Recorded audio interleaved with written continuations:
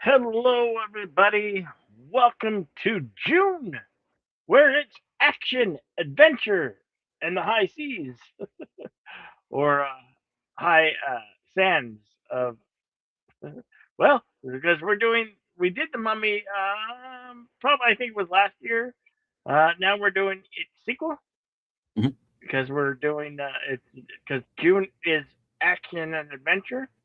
We have some really good ones that I think you'll find highly entertaining if you haven't seen them, or maybe you're revisiting them. Um, as we would love to show these on YouTube, we are restricted highly by the rules and regulation of YouTube and the guidelines of copyright law. So we cannot. So we're going to give you a fan commentary, and once we play the film, we you can go to our screening room, which should be pinned at the top of both of our chats, right there, the screening room. And all right, so this one's from 2001, and I'm gonna hand it over to the lead the scene. He might tell you about the synopsis once uh, I'll, let me share it in the Cosby room. Right on. Okay. The Mummy Returns is, of course, from 2001. Rated PG-13. Runtime 2 hours and 10 minutes. Is described as an action adventure fantasy. All right. An ancient legacy of terror is unleashed when the accursed Imhotep is resurrected along with the Scorpion King. Now, Rick O'Connell and his wife Evie embark on a daring, desperate race to save their son and the world from unspeakable evil. All right, so everyone from the original's back. Brendan Fraser, Rachel Weisz, Arnold Vosloo, John Hannah, Oded Fair, they're all back. Um, Joined this time. Patricia Velasquez is back as an Oxenamon. Has a much bigger part in this. Also, we have Alan Armstrong, who you Gen Xers might remember from Kroll as the kind of the pirate king in that film. Um, let's see, he's also in Patriot Games. Um, we also have a new character named Izzy, who joins our heroes, played by Sean Parks. Very funny character. And of course, The Rock as the Scorpion King. And we're going to be talking a little bit about that, I'm sure, Oh yeah, because there's some very interesting CGI in this movie, to say the yeah, least. But we'll be talking about that, and of course, we also have introducing Freddie Both as a character named Alex, who is the son of Rick and Evie, because this is like 10 years after the previous film. yeah, So, yeah, this movie has its faults. yeah. Is it as good as the original? No, but it's a lot of fun, It's and fun. It's a fun summer. that's the point. It's a So, fun summer popcorn film. Is what I hear most people calling them now. mhm.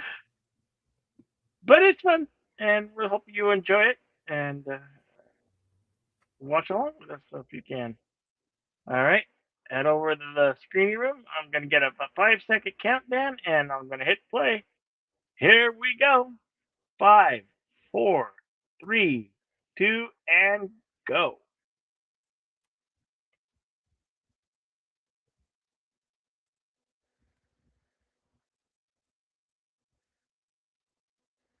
This was a very big summer blockbuster film, as I Oh recall. I yes, remember, it did very I well. remember going to see. A lot of people showed up to see the sequel to this. 2001. Jeez.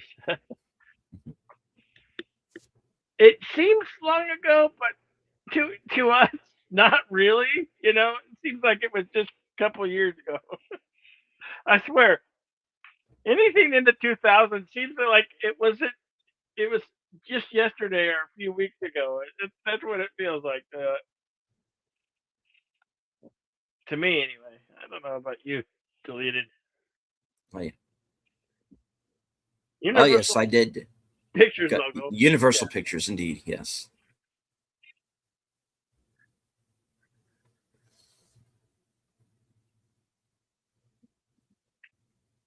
the Thebes 37 BC, Hmm. And this is the backstory to the Scorpion King.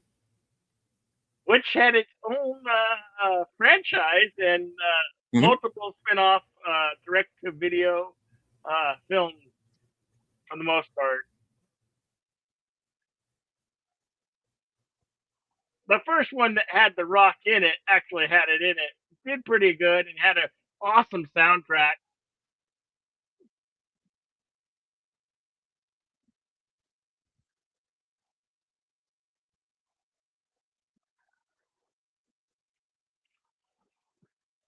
The Scorpion King, Hmm. which really launched The Rock, Dwayne Johnson's career as a film actor, movie star, if you could call him that. I don't know. Can we call him that?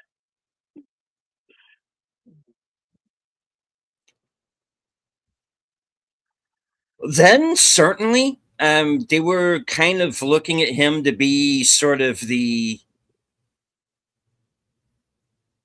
The next Arnold maybe the replacement Schwarzenegger. for Arnold. Yeah, Yeah,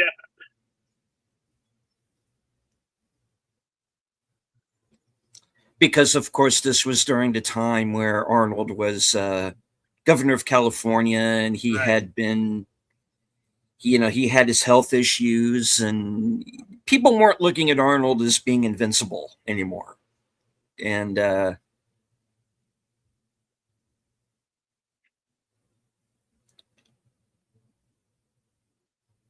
don't know, but from what I seen in that back rep that they just were showing, might have been in one of the Conan movies. It looks familiar.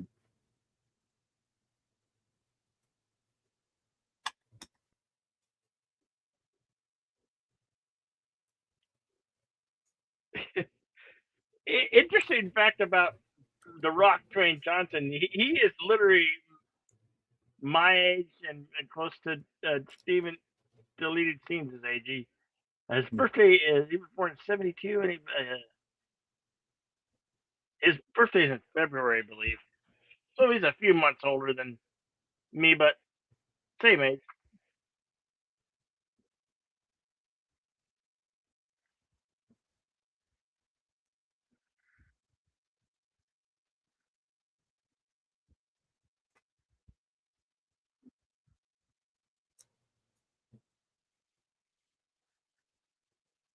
Yeah, the no, CGI, not what it is as it is today. no, This, this CGI is almost a sci-fi channel worthy. The CGI. Oasis of Home Shirts. We will see again before the end of the film.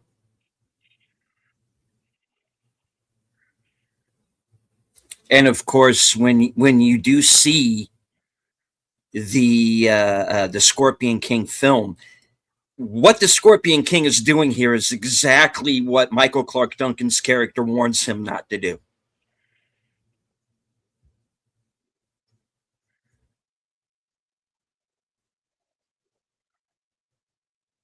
So this is kind of a situation of the hero lives just long enough to see himself become the villain.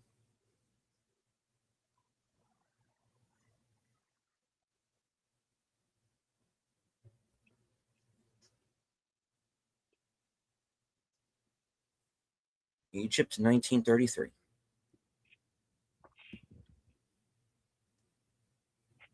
So we are 10 years after the original film.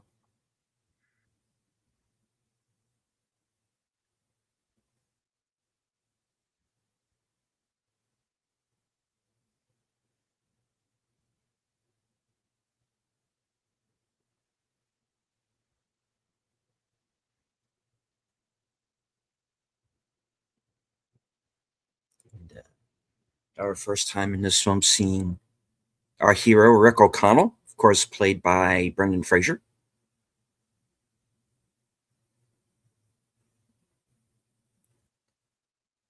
I don't think he's kind of realized until recently just how much of a rabid fan base he has, because he Yeah, kind of comes off like he's one of the like a real decent bloke in real life. I really like Brendan Fraser in these roles as O'Connell. He did such a good job.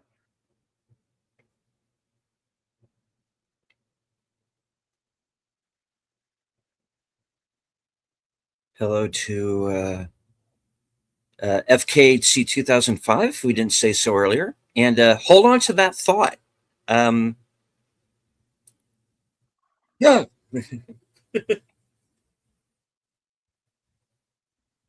And hello to JPRPH1 and Enigma Severus. Yeah, no, We're just a few minutes in. yep. 6 minutes or 7 minutes.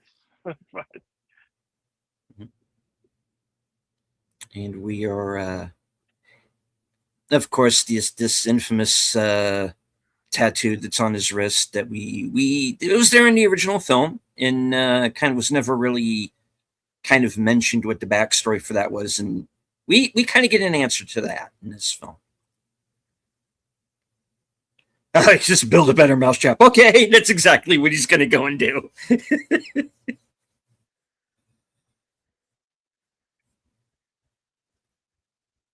I'm sorry, but I am going to say this out loud. She is wasted on Daniel Craig. Oh, whoa, ladies, stop! Don't throw snakes. What are we doing? Hello to Andrea Black.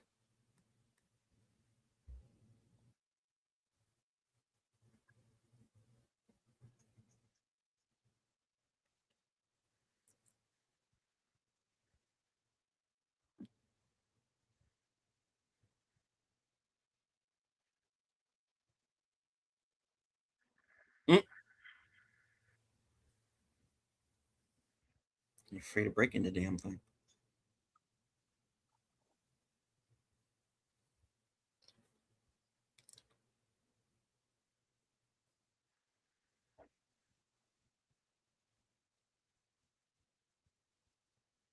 And whereas we had scarabs in the original, we get scorpions.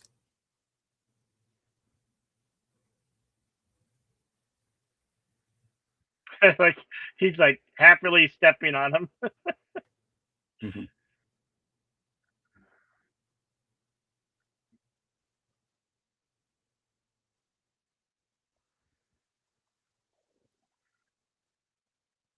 That's the first inkling that Evie is somehow psychically connected to all of this. This is a film. She went from being a nerd in the first film to being like, oh my god, that's her. She's like Yeah, incredibly hot. I think you guys out there can mostly agree to that sentiment.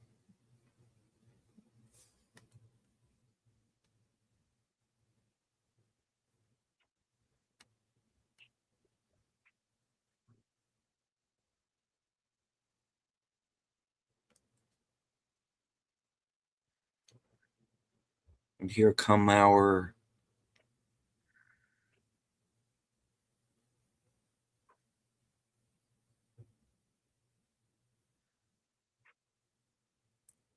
minions.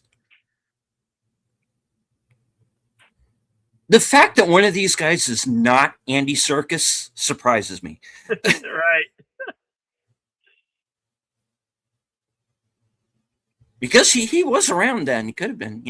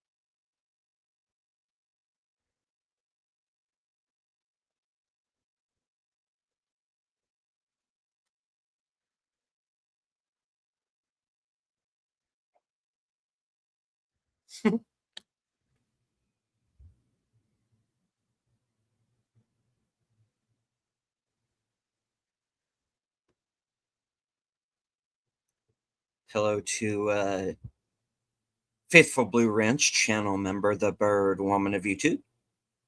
Watch out for her channel, Fluff Chick Productions. Connie Clear. Oh, don't worry about being late. We're like about 10 minutes in. Yeah.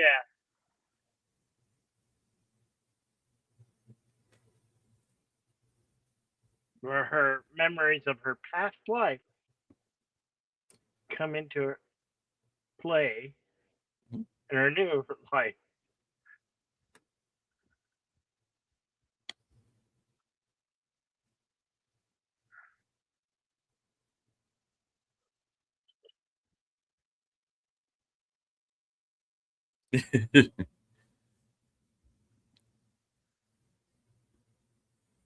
And of course, the running joke of things being cursed, because isn't it always? Yeah, right. This is cursed. That is That good. is cursed.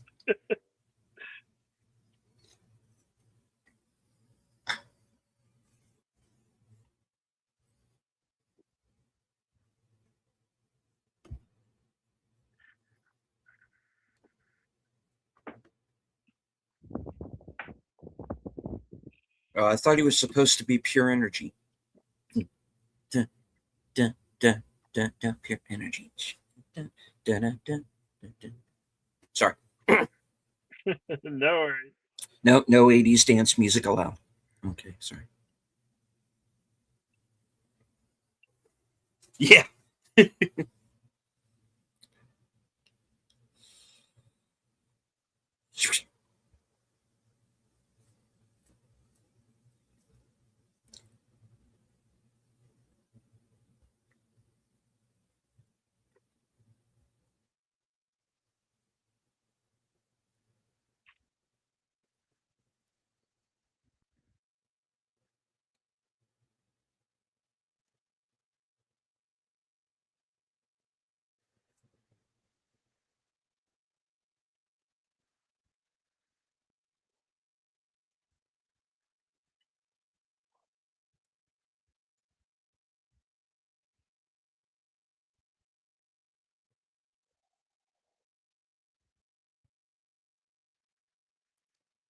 Bracelet of Anubis.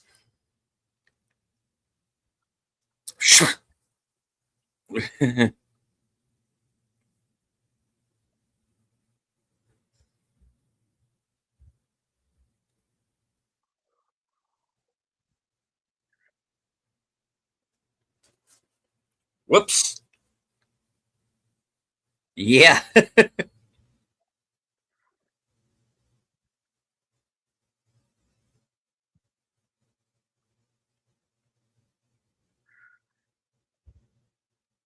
Well, Yeah, it yeah. You can drink from does the if it tile. floods the corridor.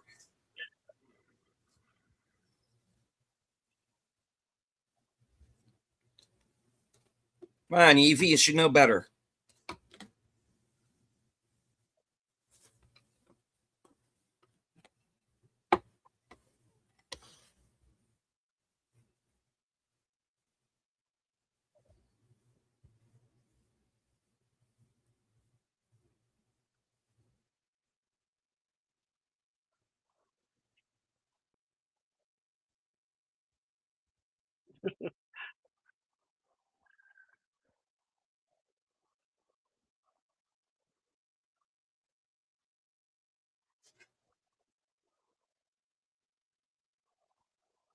I like how they marketed this from the two people who should have known better. And that's how they Yeah. marketed it in the trailers and like to advertise it. And the two people who should have known better went back and did all this. Just like dominoes. Mhm. Columns go by one. Which, of course, is a callback to the library scene in the original film. She knocks all the bookcases over. Yeah. This time it's her boy doing it.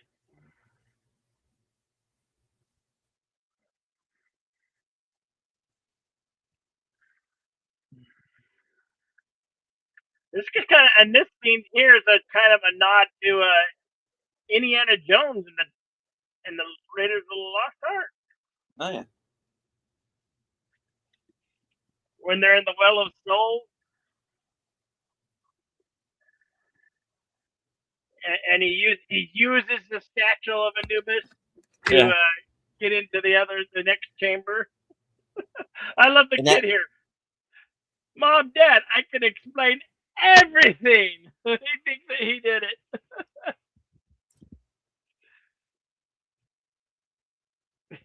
that was the big trailer shot for him when he's running away from the water.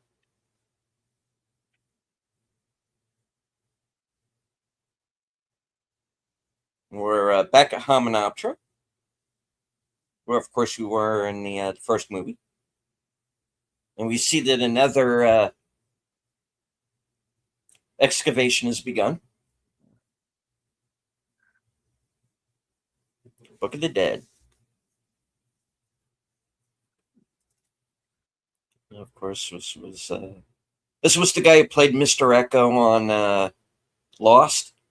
Don't ask me to pronounce his name. I can't. He's a good actor though.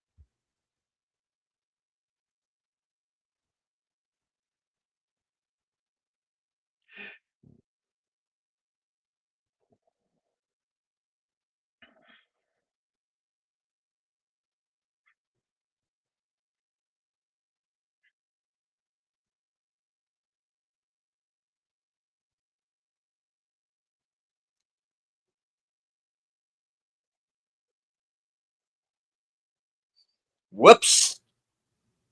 And there are our old friends, the Scarabs. And of course, the guy here is was in. Uh, let's see, what were we? We've seen him in.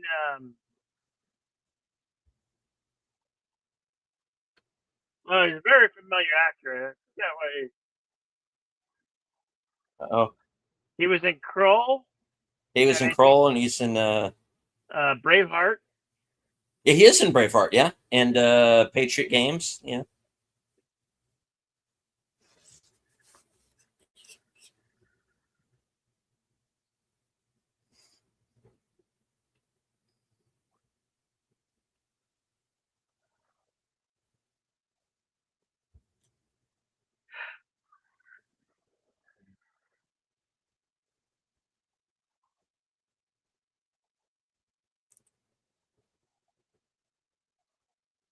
Hello, Acres of Movies.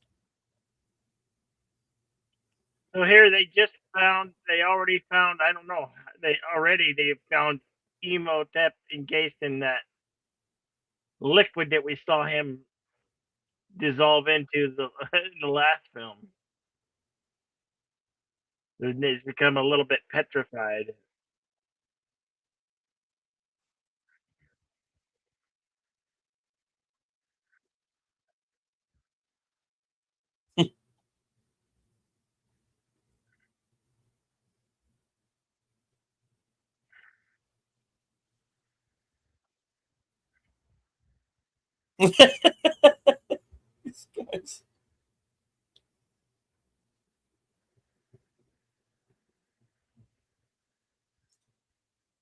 The tall guy on the right there, he was in. If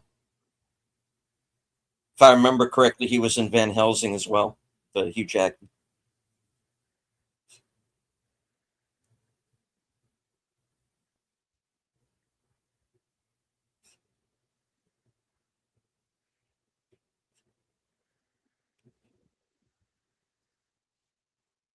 And of course, Ardith Bay is undercover and he's on to them. And we're off to London.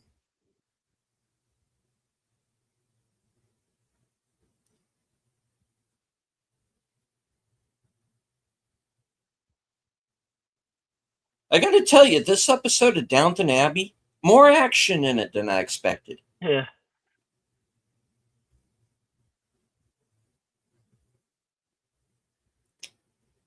Uh, did I enjoy The Furious? I did. And our panel was kind of split on the movie, but if you take it for what it is, and you go in knowing what you're going to get, it's entertaining. Have mystery movies replace sneak previews. Siskel and Ebert cannot be replaced, but we'll try.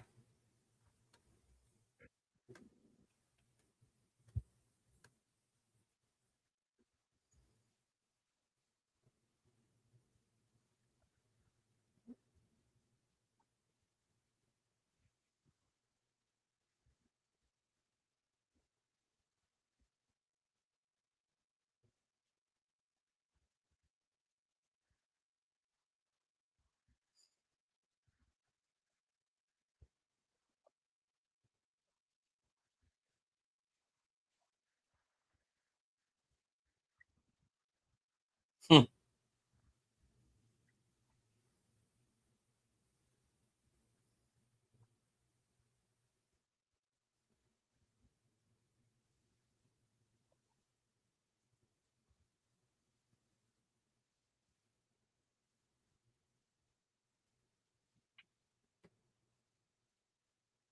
And here come our villains, or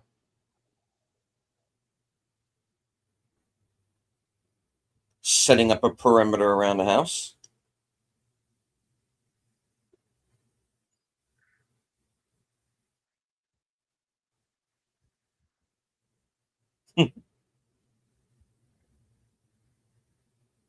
She's got the box with the bracelet in it, and of course,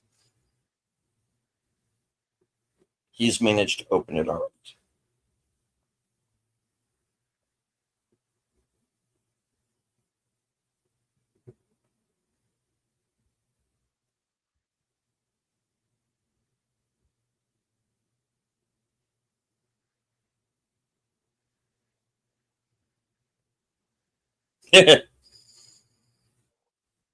And Alex didn't get the memo.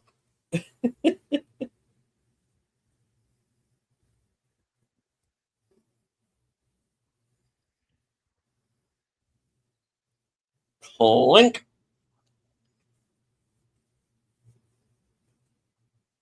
And of course, the bracelet serves as the map.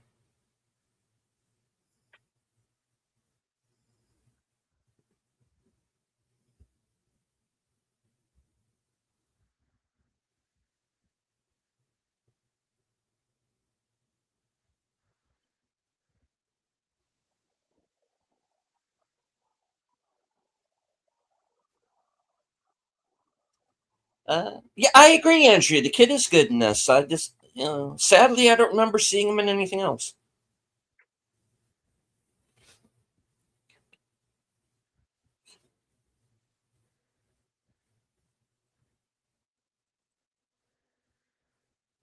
Uh,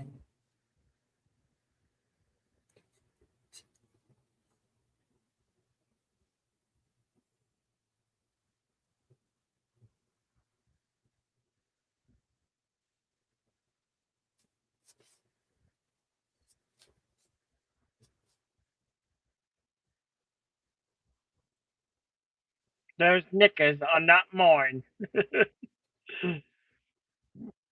in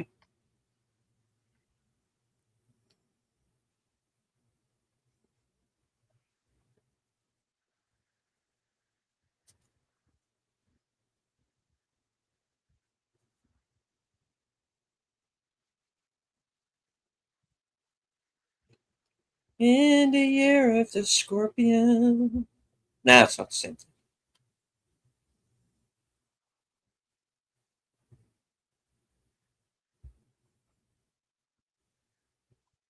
He lied. The brother-in-law.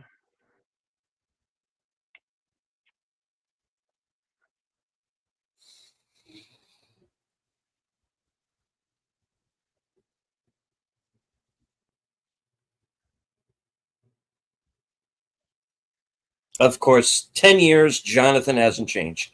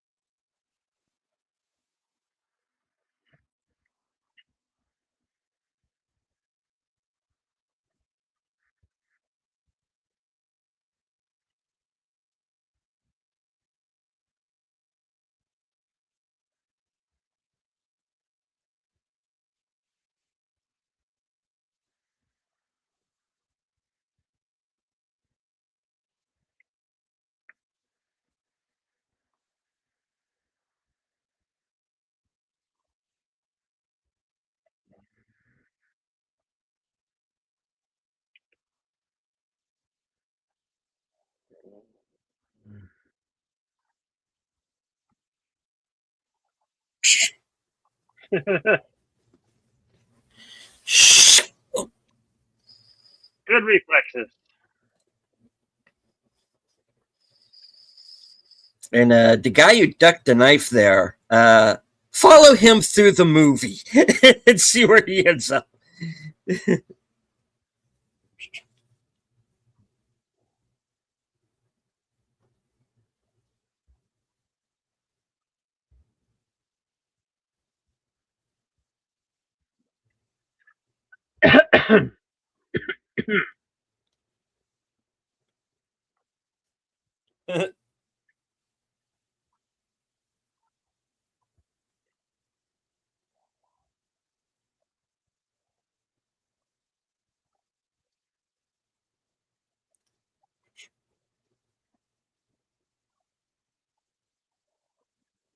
Isn't it pronounced? Is it pronounced Medai or Medai?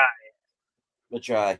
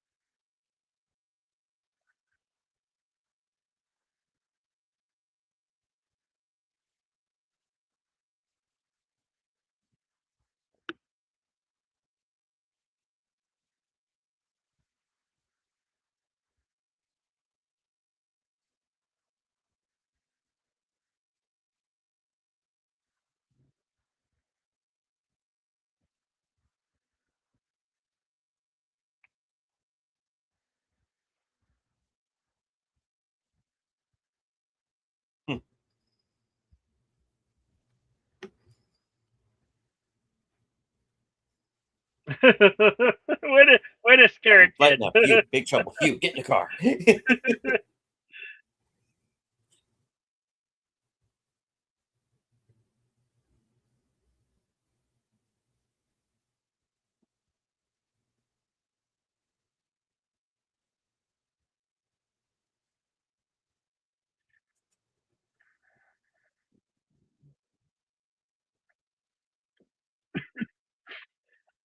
Usually works.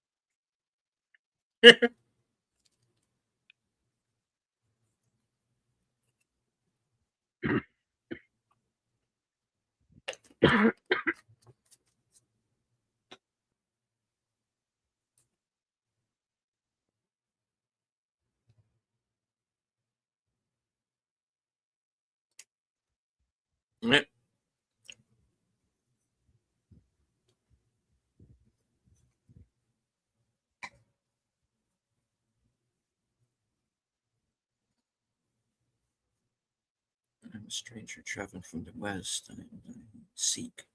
Yep.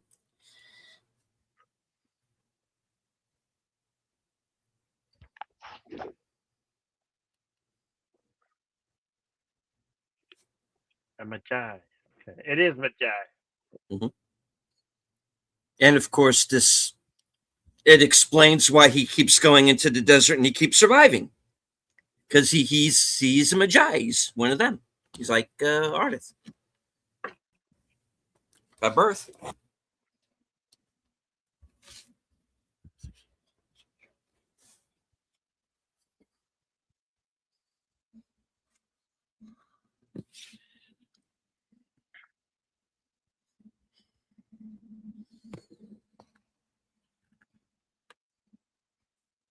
Evie becomes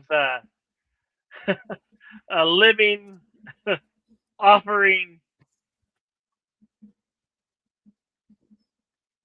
for Noxa Moon.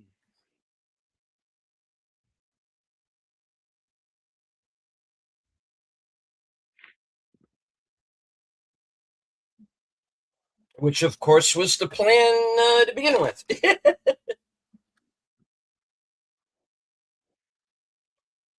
Yeah.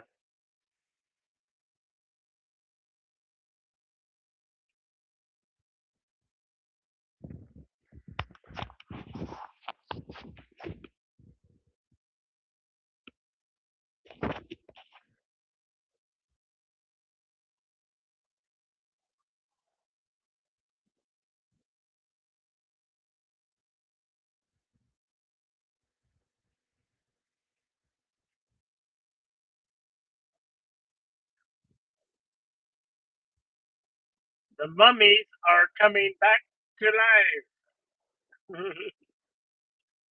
That's okay. They're just mummies, right?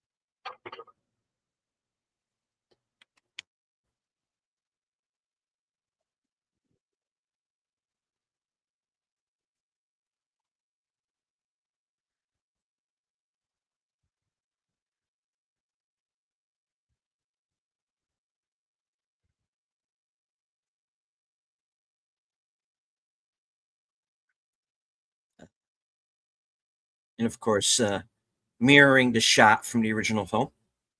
There's a lot of callbacks.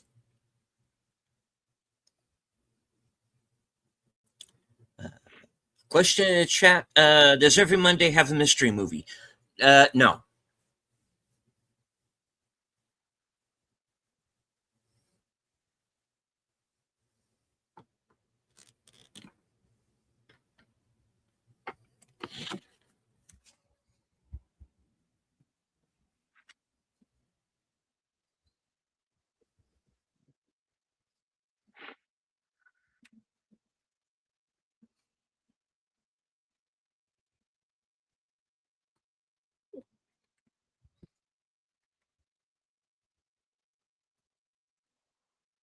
That's usually a thing that the theater chains decide, and then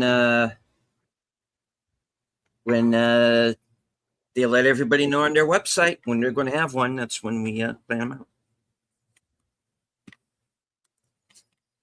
And of course, they're going to look in the box, and the bracelet is not there because it's on kid's wrist. He suspects the boy.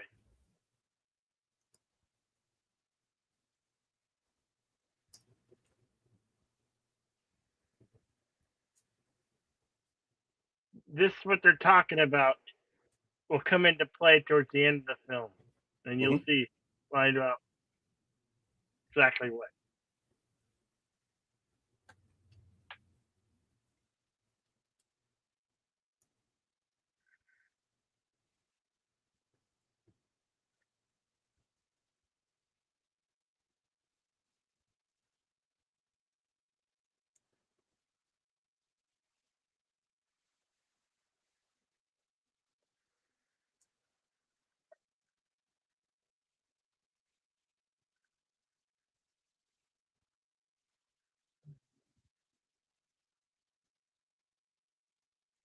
Our hero.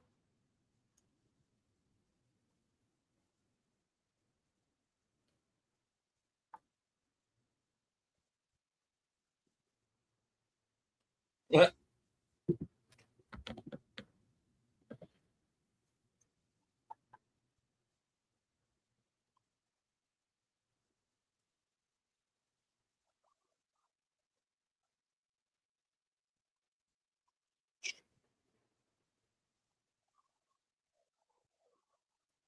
2 for.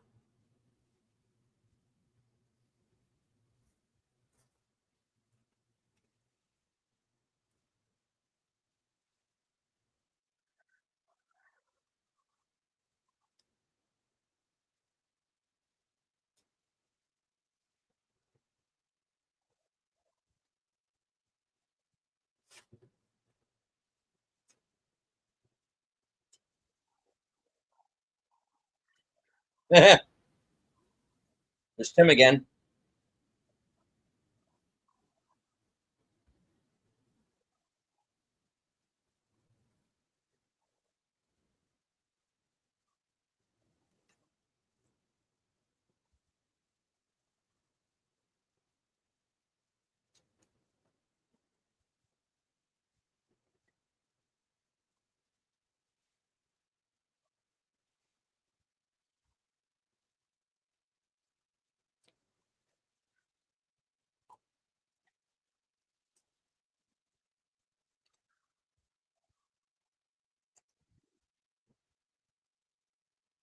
Yeah.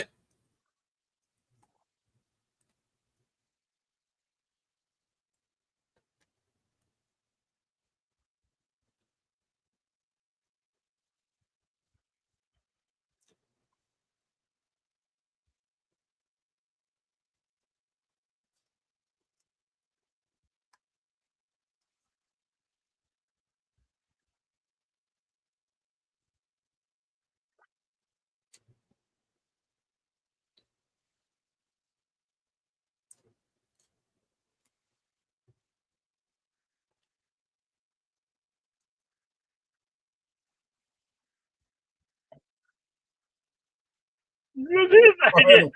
He brings the kid. Nice uncle, right? Yeah. And here we have the mummy. All these mummies are chasing after him.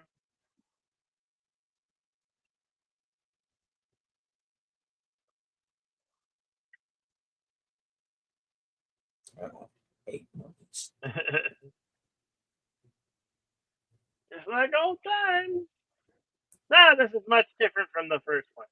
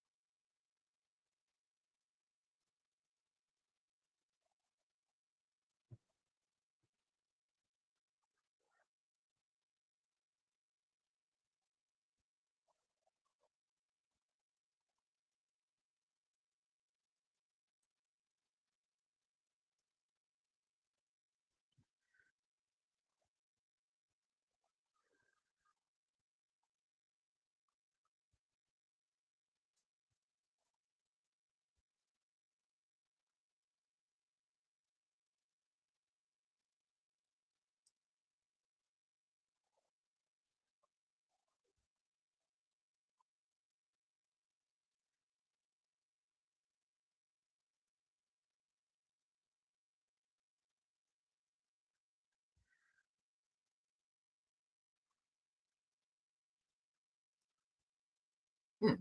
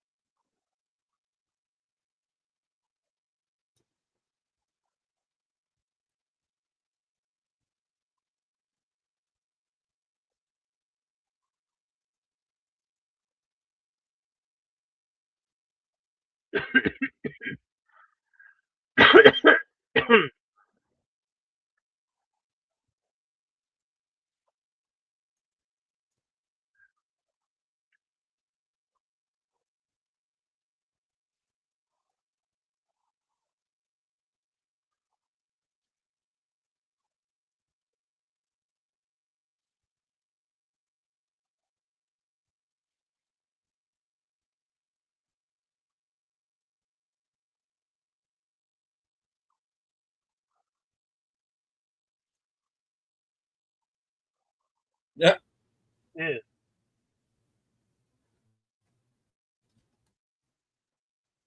Well, about to make it a convertible.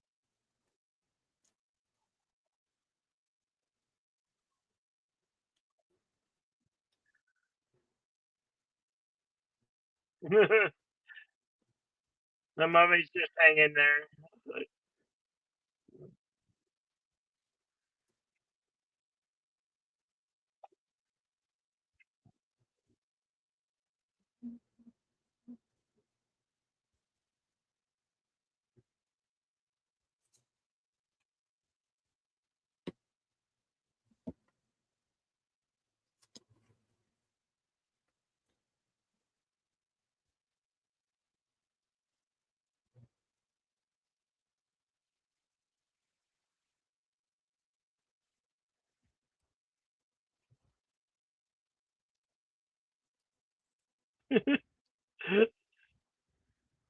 Welcome to London. London calling.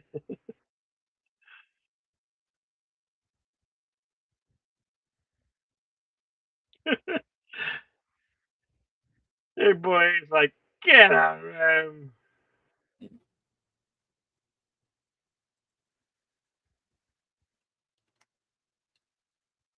Whoops.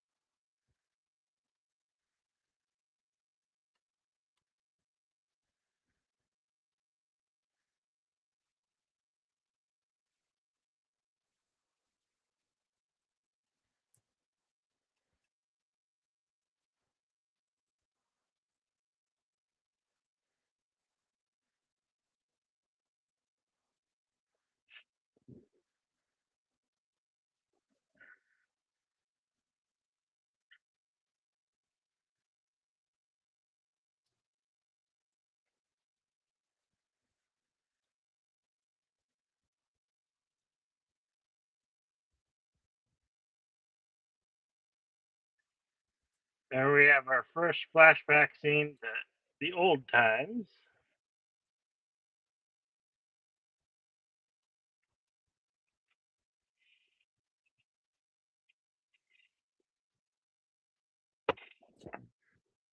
And he was a priest.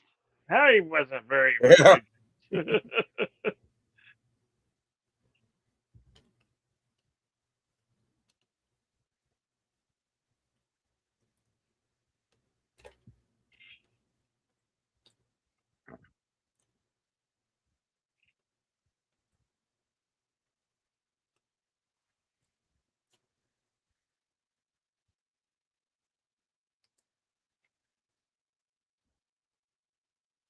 We need a magnet carpet. And I know just the fella.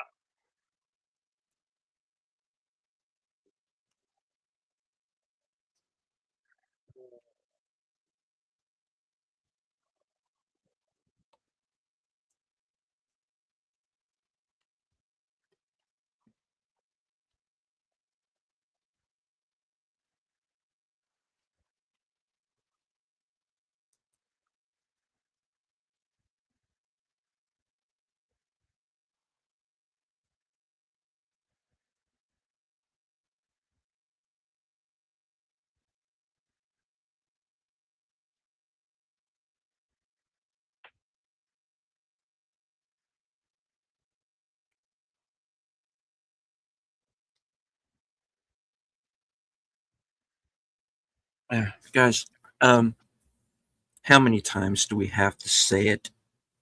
Don't read from the Book of the Dead. I mean, I swear it's like herding cats sometimes.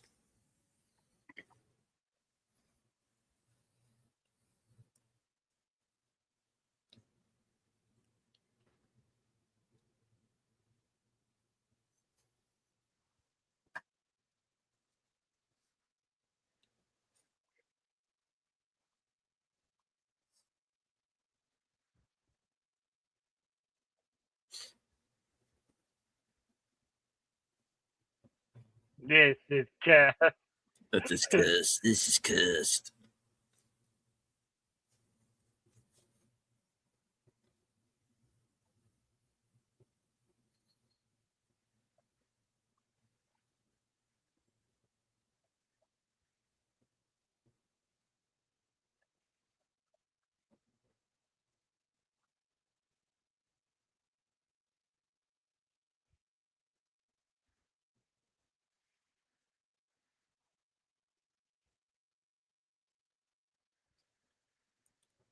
Mm.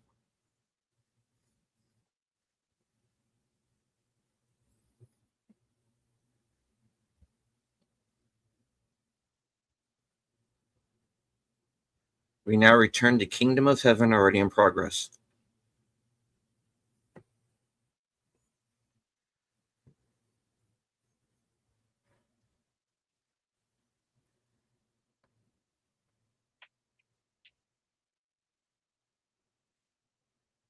We'll have to do that one of these days.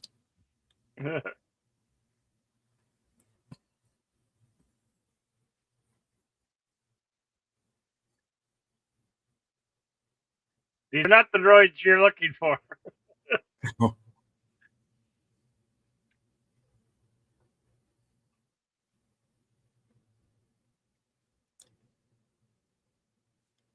Like the suns through the hourglass, these are the days of our lives. No, this is not that. Not the hope.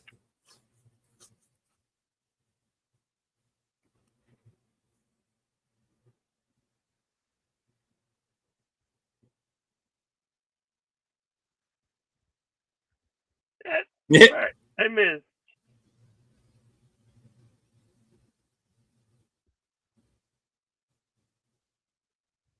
Kick your ass. He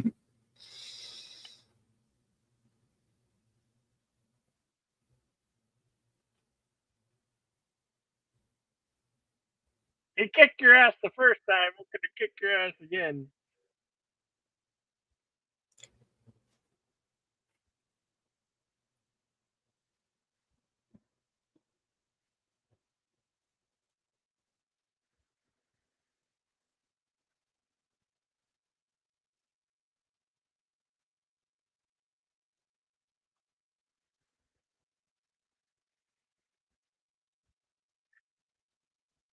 You're being double crossed.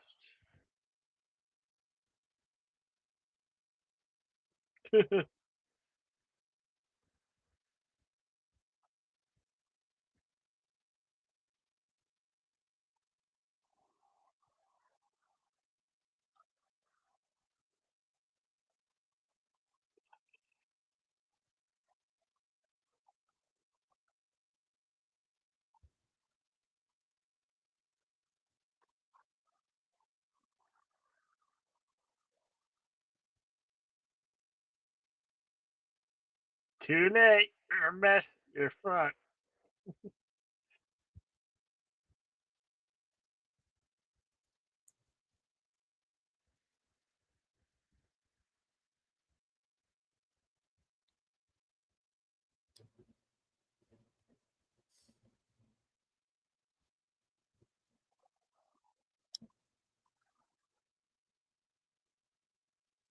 I like the way the women use how to make these movements.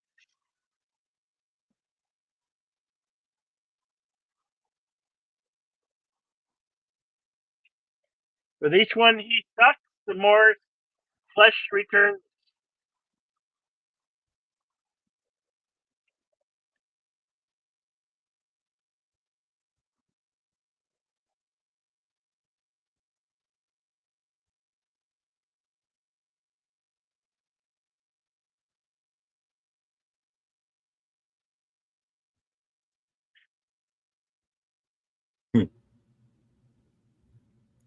Magic Carpet Airways. Izzy! Ah!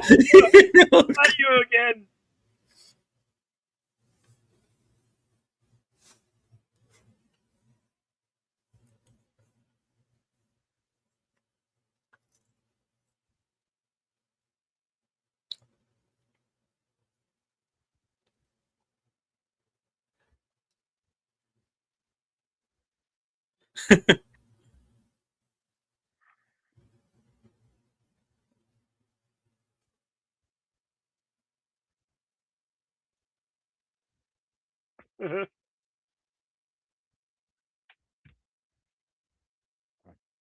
Sounds like. Not like it sounds.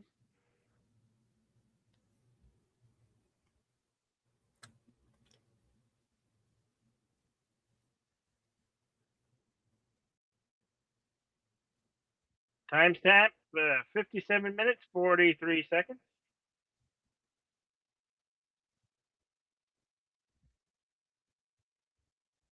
Ooh, I like that. Money.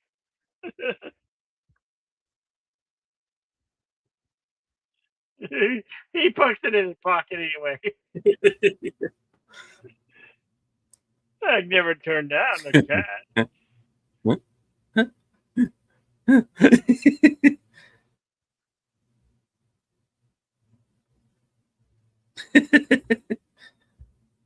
Do we do that triple hit? Yeah.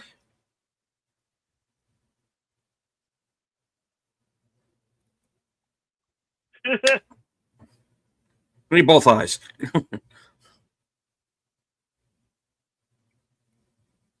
right.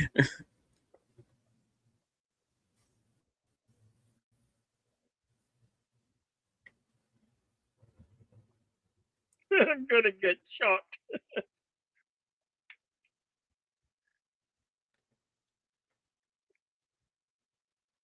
Horace the Falcon.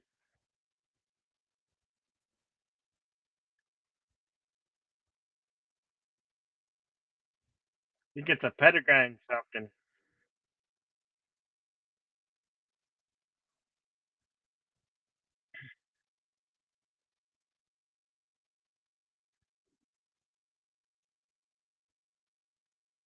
And on to Afghanistan to freck up a country. Oh, sorry.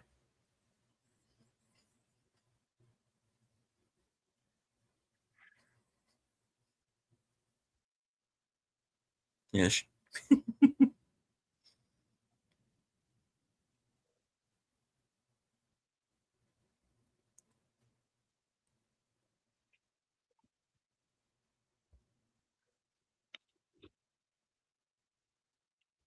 We a shot.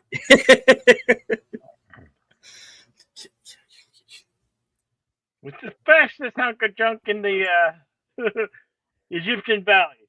We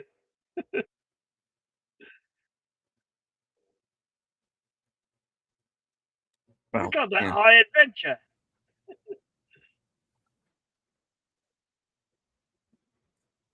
You don't see me going up in that thing, do you?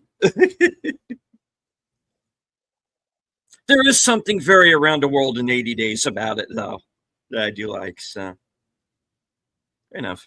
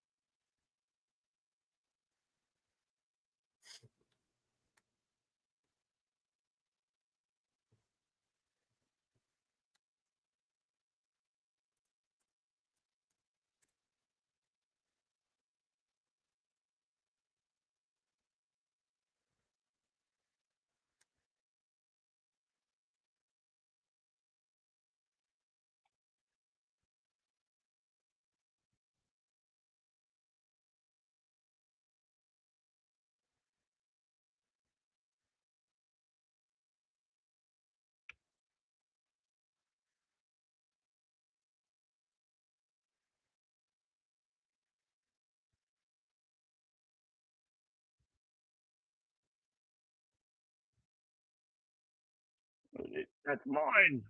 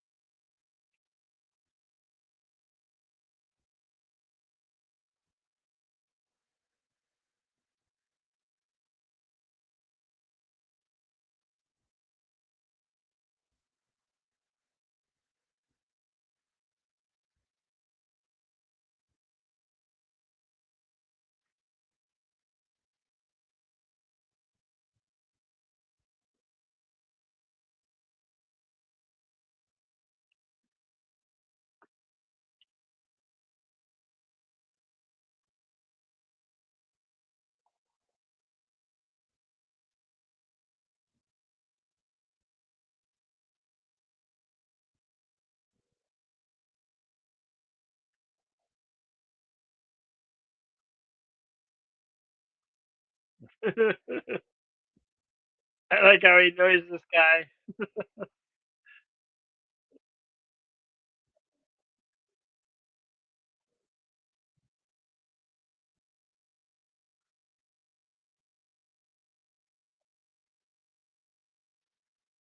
on purpose.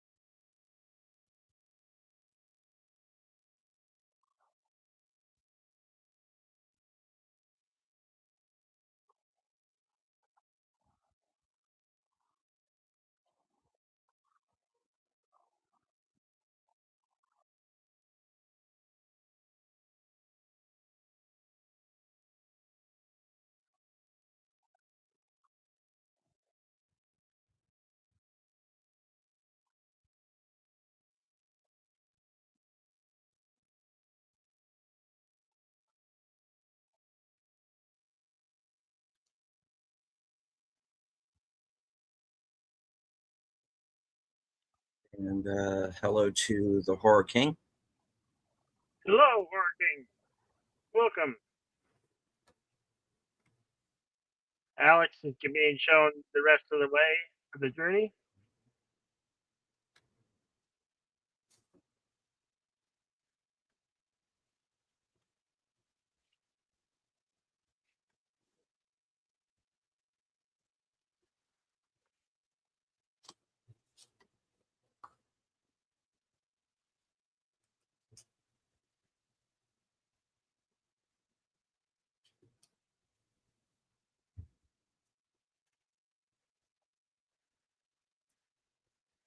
Taking a little piece of my heart now, baby.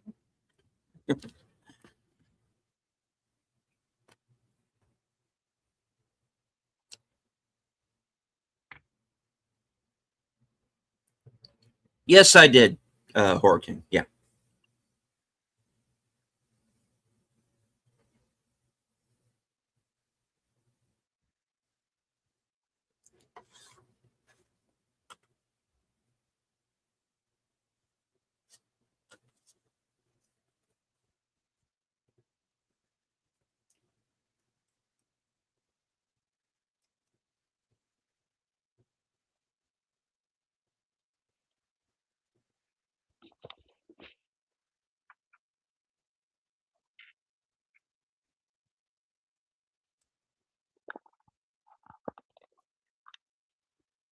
Check fight.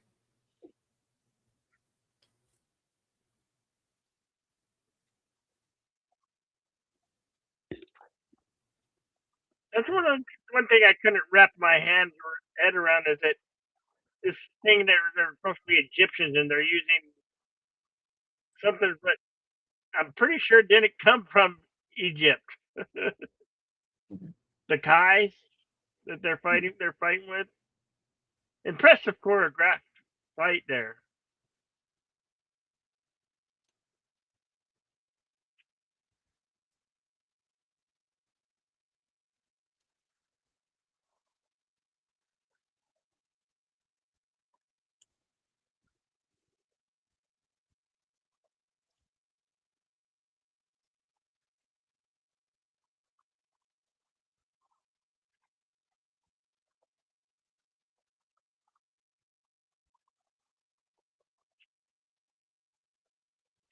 I believe one of the Ninja Turtles fought with Kais, didn't they?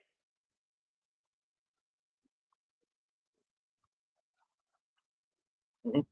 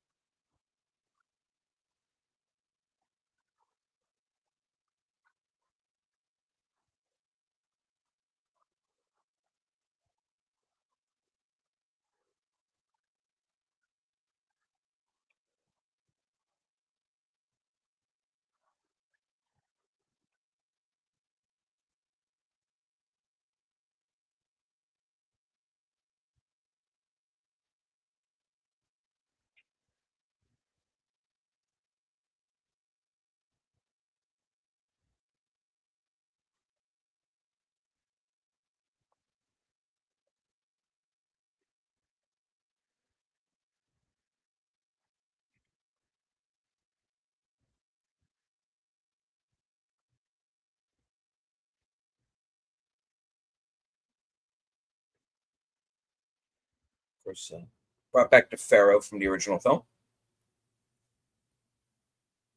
We find out that Evie is the reincarnation of Nefertiti, the Pharaoh's daughter.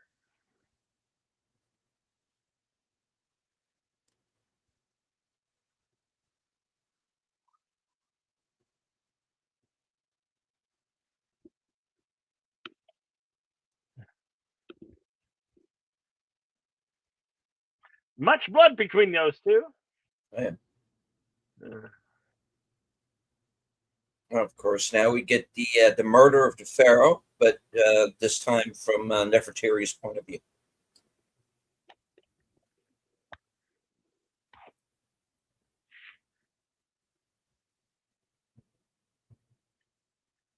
they actually went back and reshot the film for Yeah. this film. Of course, you realize that if they did this now, it would have to be like a whole other trilogy. Yeah. Here, it's covered like two or three scenes, and that's all you need. Yep. It was done exceptionally well handled.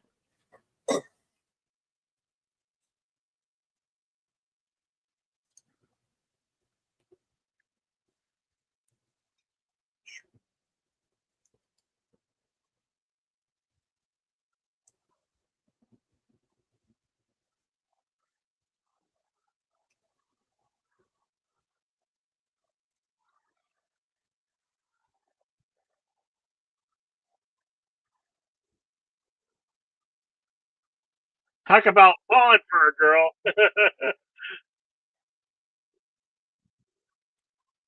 When I said head over heels, I didn't mean literally, damn it.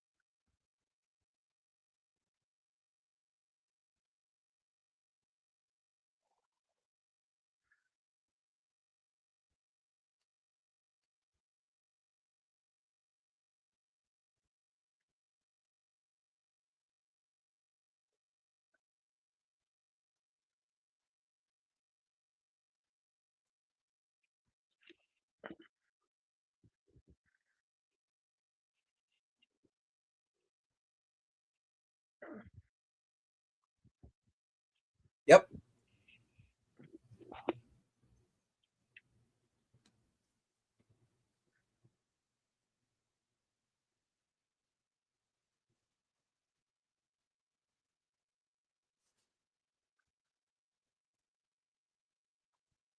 Coincidence? That's what I'd be saying.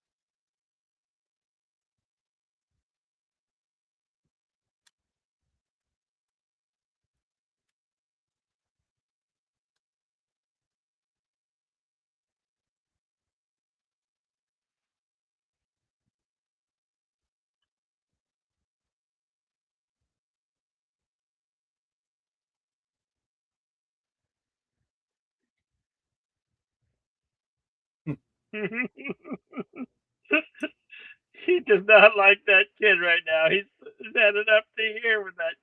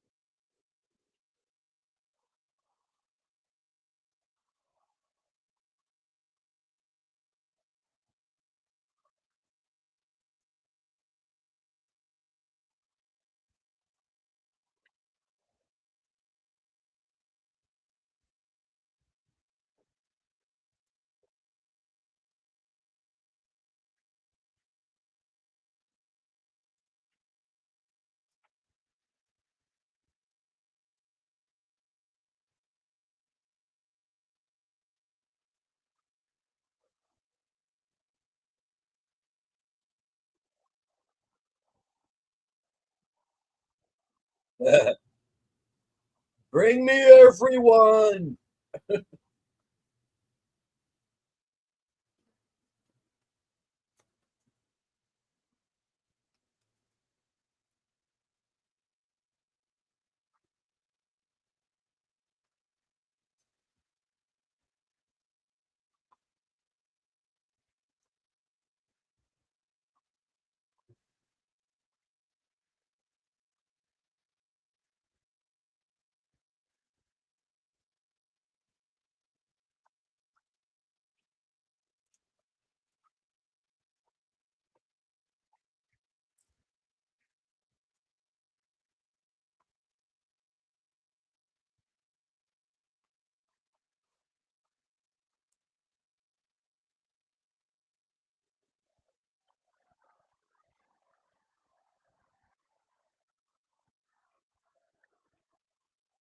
I like this effect.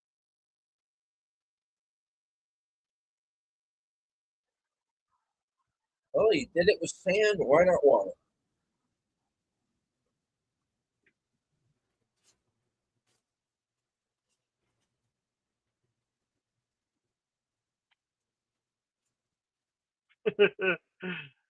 That, yep, kind of.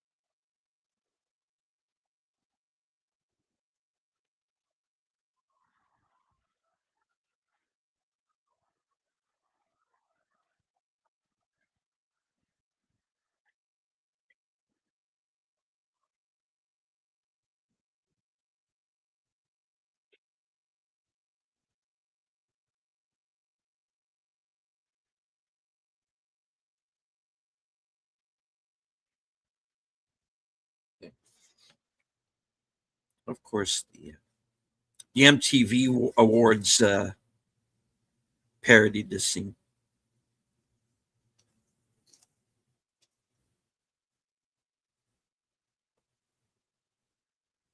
Come to the valley of the Scorpion King.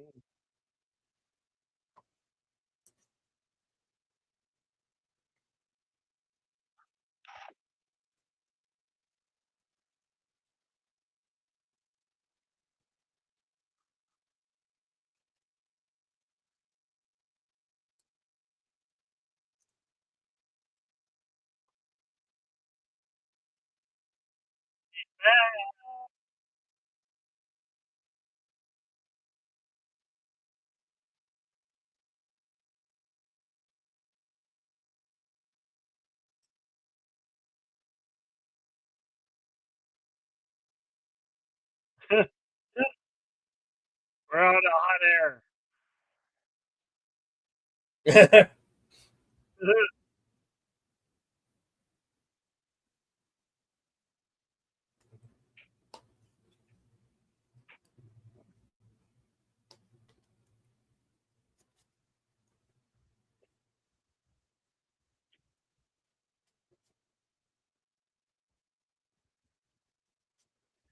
That was the Time Bandits moment. Mom, Dad, don't touch it. It's pure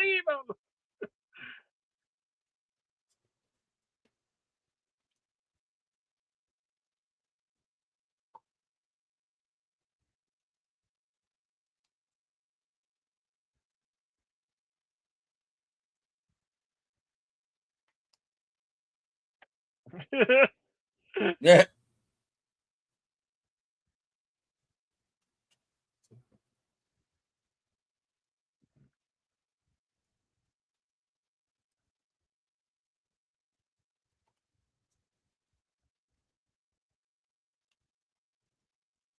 Jonathan takes the gold scepter.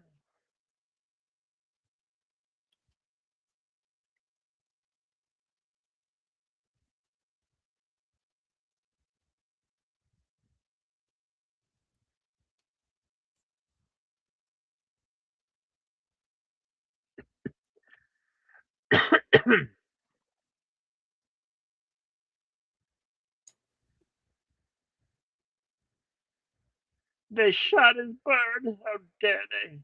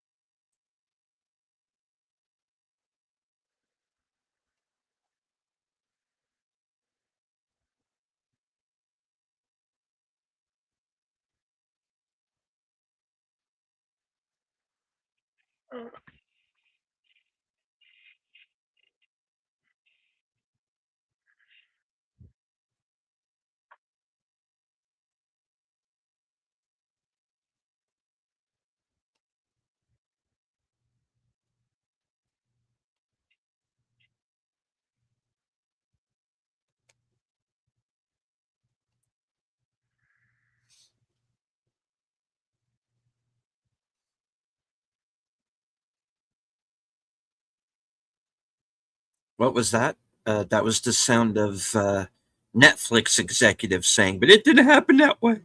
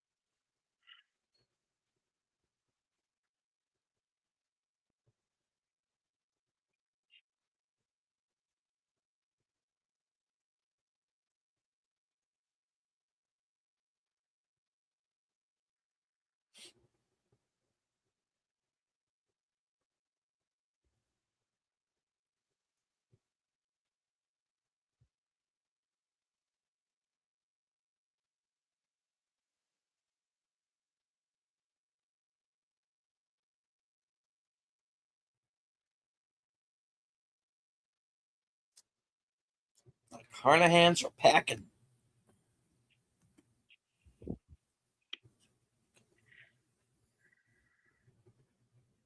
Something in those forests is watching them. The little pygmies.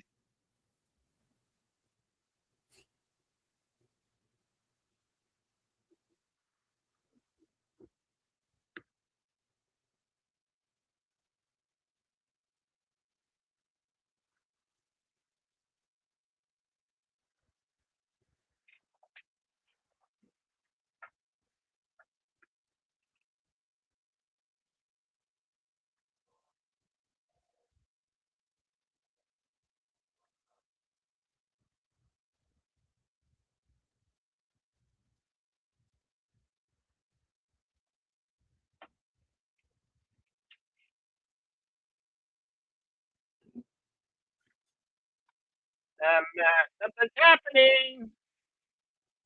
What could it be?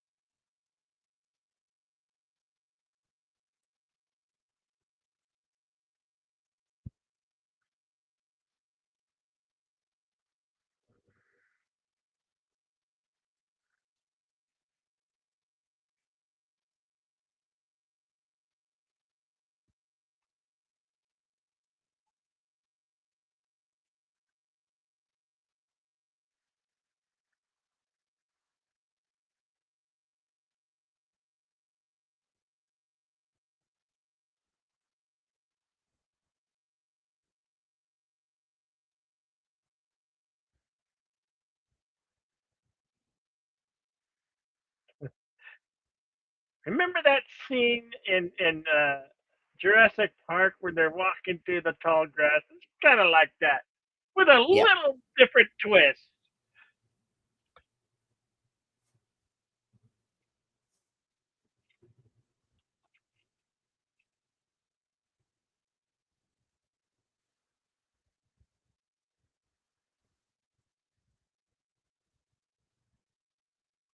Velociraptor.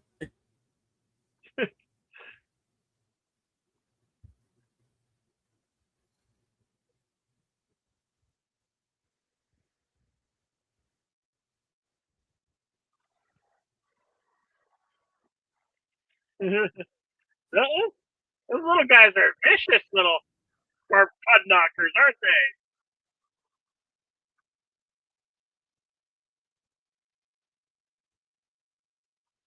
Well,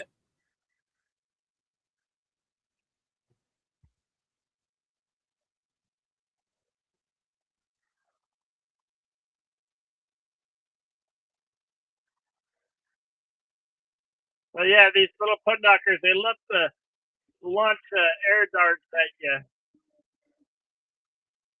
Poison darts.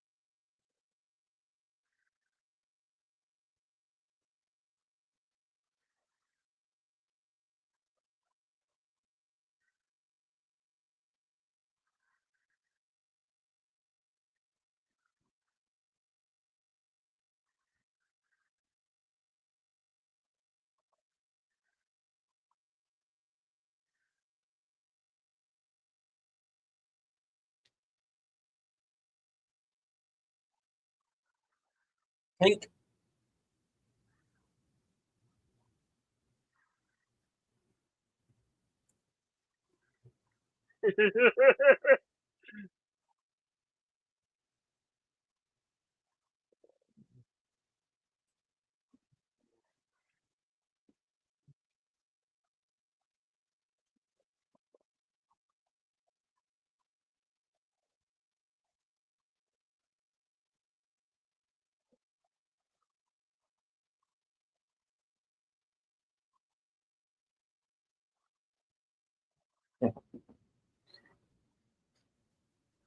and to add insult to injury. They just run right over their head. And there were nobody. It's just a bunch of, they're the red shirts. They're wearing red, so this movie's red shirt. It doesn't pay to wear red.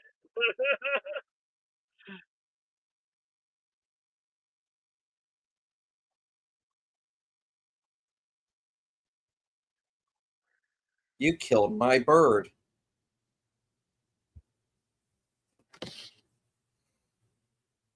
You were saying about us, Medjai?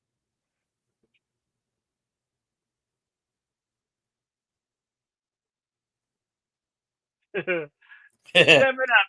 7 Up, Beyond Cola. I remember that JPRPH one. Beyond Cola.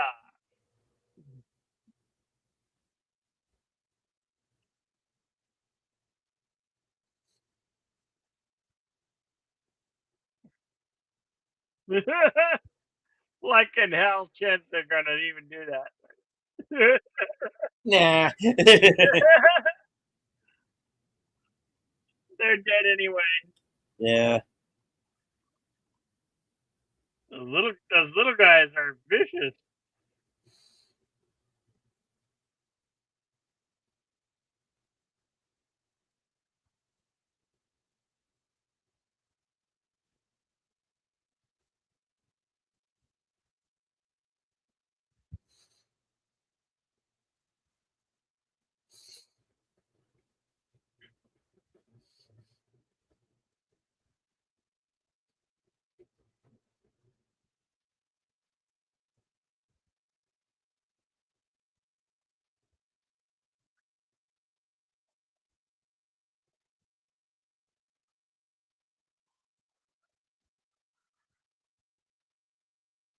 Whee! Hey, that guy.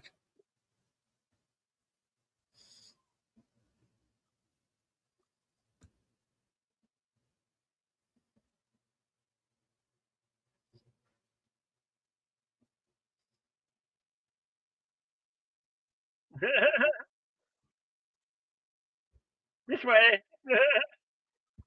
Whee! Thunk. So much for that guy. Ah!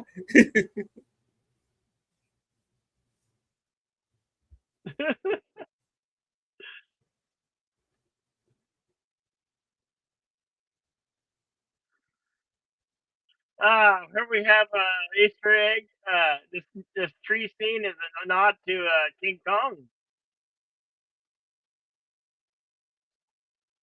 Dynamite.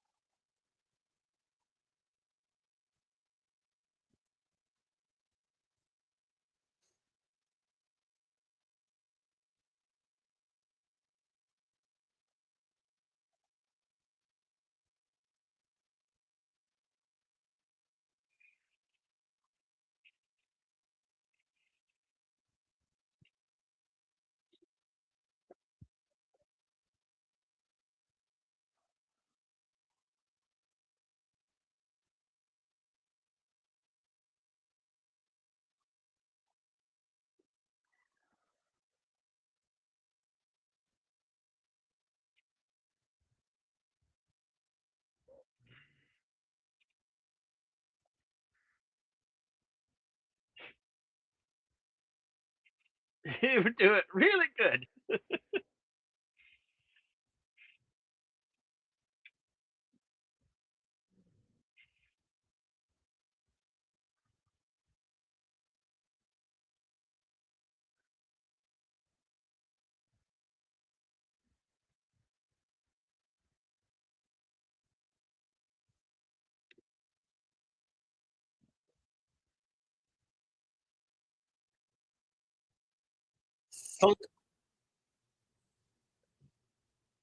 Getting killed was not part of the plan. Damn it.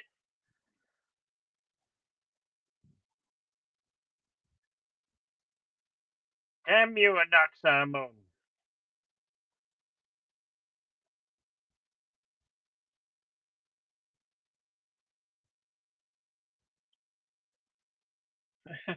She's still for all this. She is still flirtatious with the little boy, 10-year-old boy.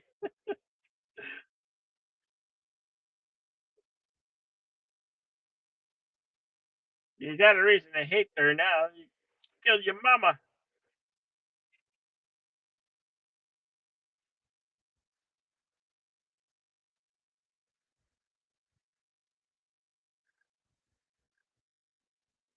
Hey, what's your name?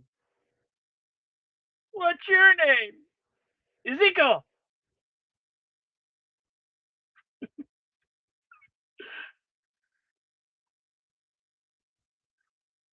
You know what I did last night?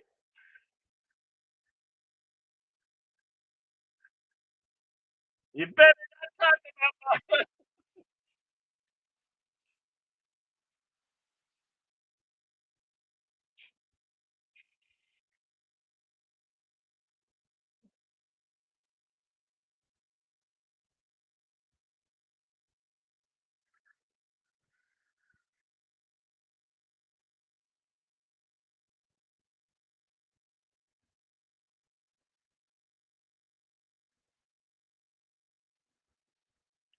my. I wouldn't do that if I were you.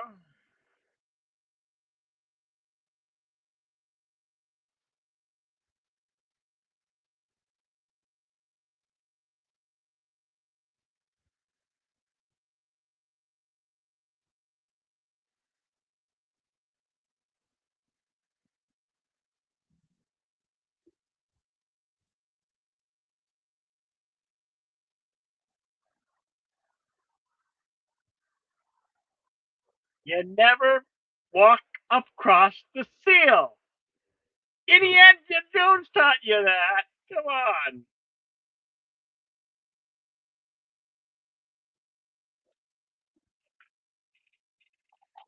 He's lost his powers.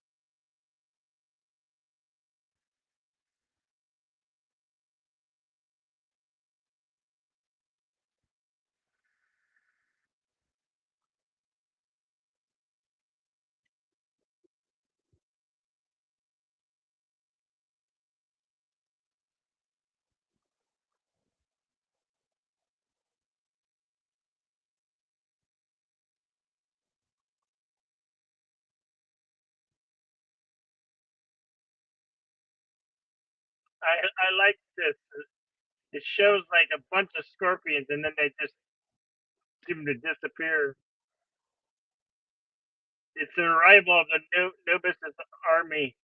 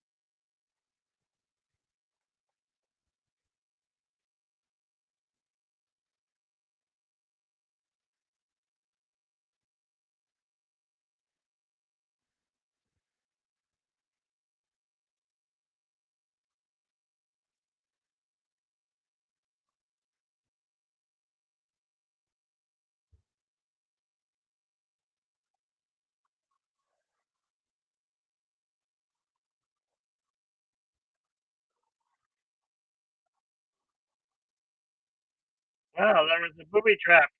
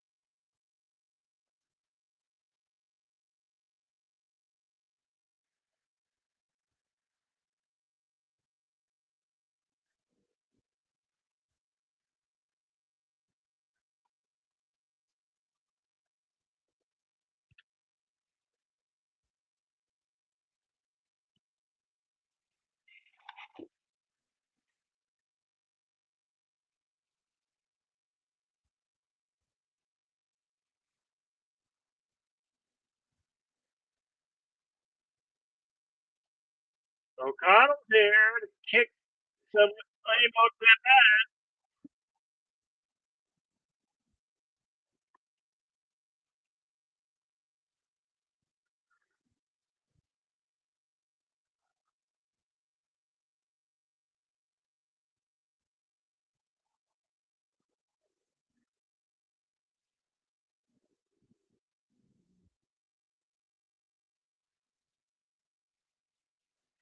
Oh yeah, killed you again. I killed you once. I can kill you again.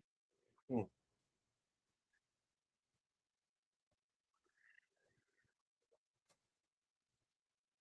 Meanwhile, Meanwhile, the strong and faithful Magi faces the army of Anubis.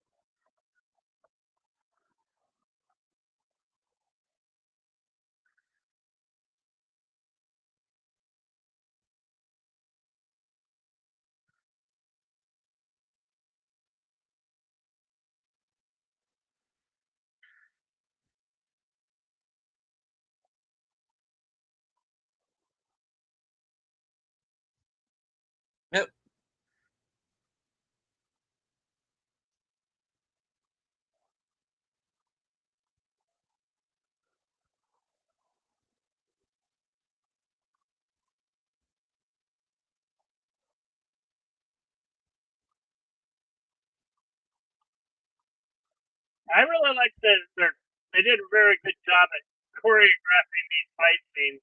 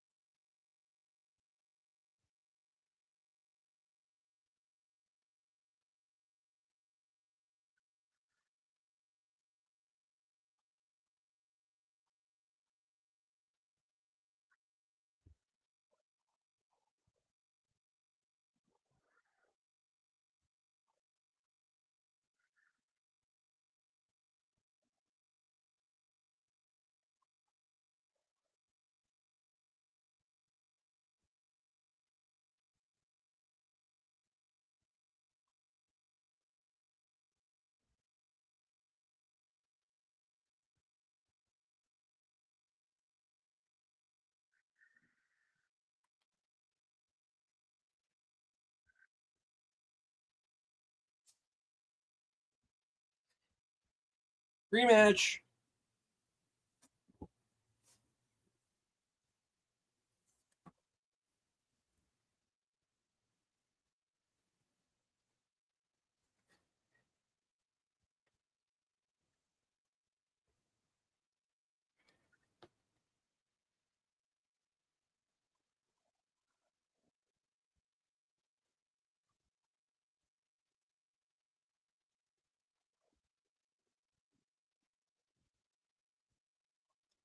Oh, cool! A giant script.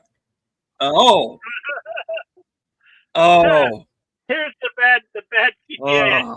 It does not hold up. I mean, the CGI was very primitive and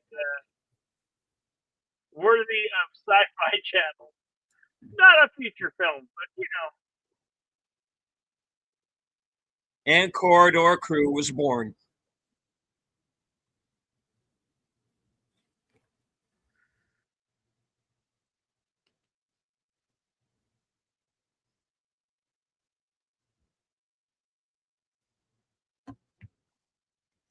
don't believe him. Damn it, man.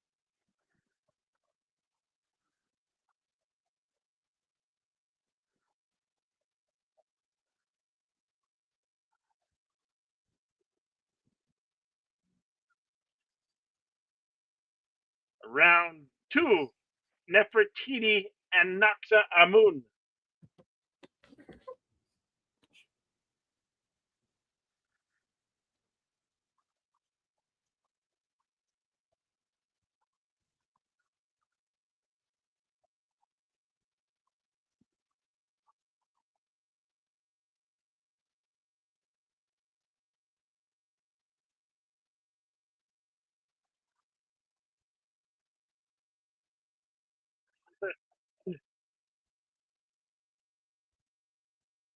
You cut me.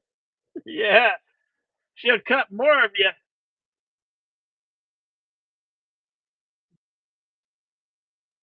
This guy's just sad now at this point.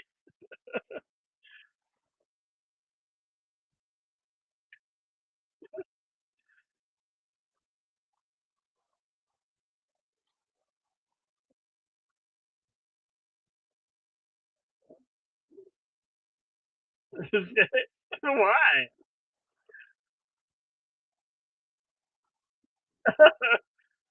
Fatality.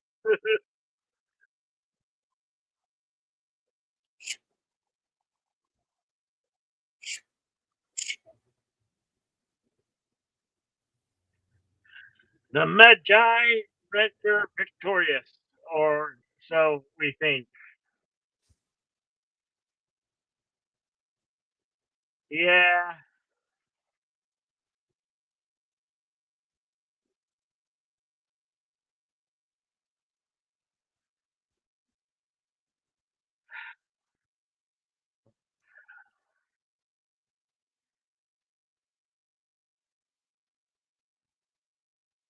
Yeah, Ah, that shit. was just the first wave.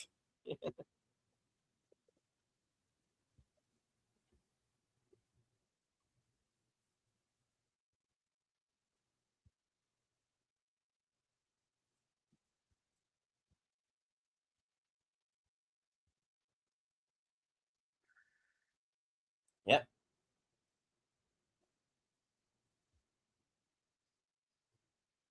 It's not a The scepter, hieroglyphs are it's a telling him the spear. story.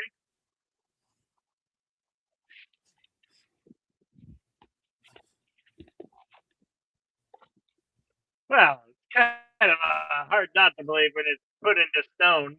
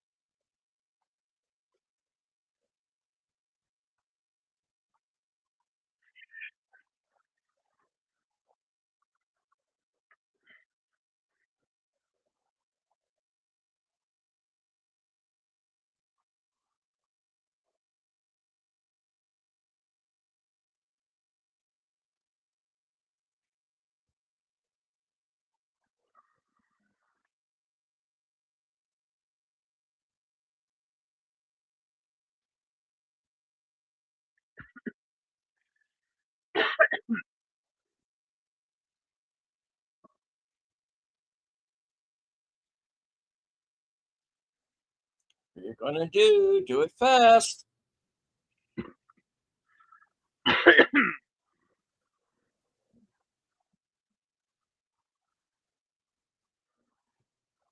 Funk.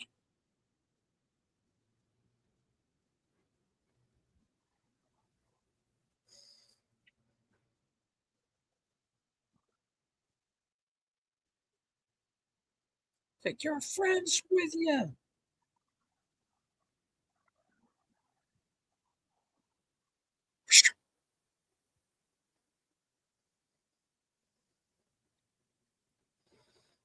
Well, that battle, that wasn't expected.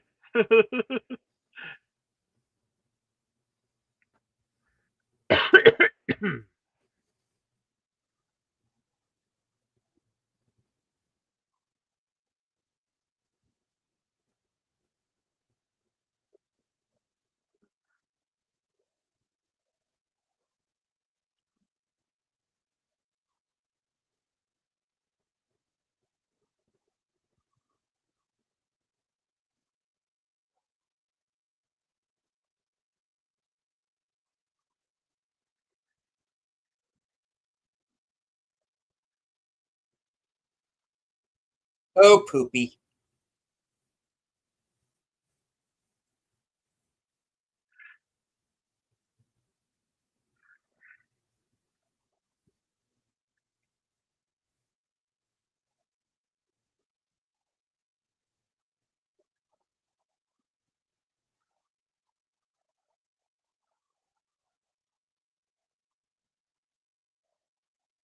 Uh, Don't All don't right, get guys it. in hell, don't you think? Hey, here's a test. I like this scene. A test of who loves who the most.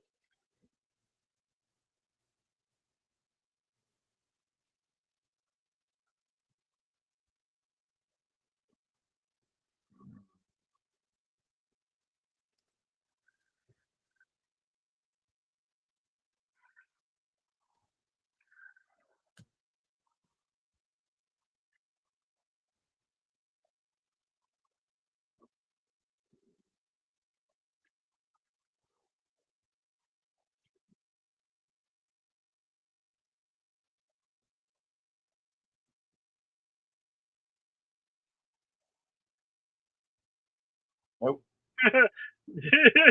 She didn't love you so much. She got the hell out of there. Yeah, you gotta remember, it wasn't really a knockdown move. She took over that one guy's body.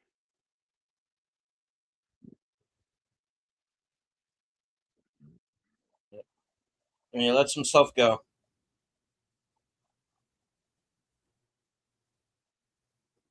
Death just the beginning, he says. Yep. You can have it, emo. Yep. Whoops. Bye bye.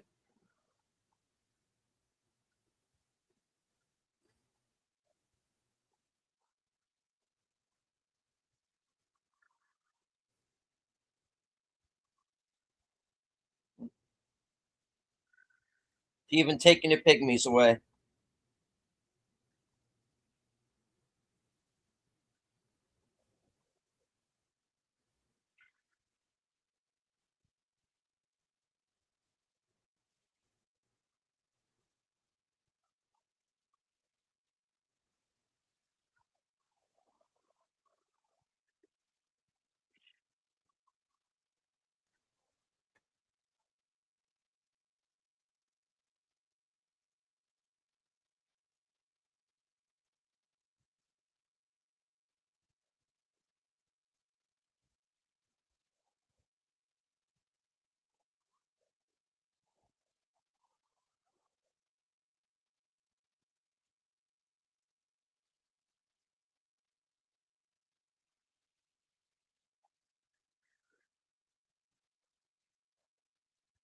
Izzy!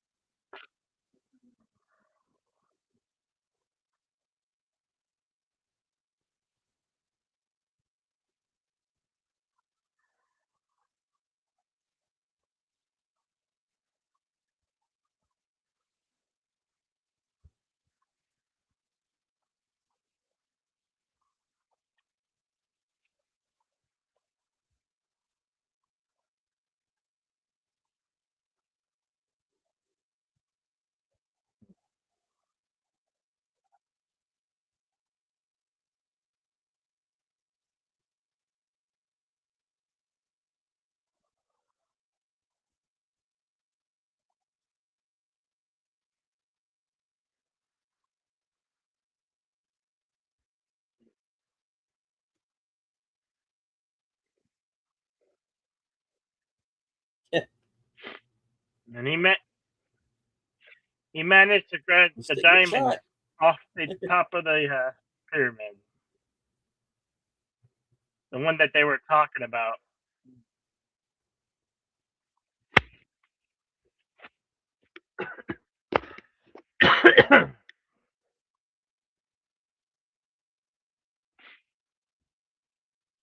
Big bugs. Big bugs.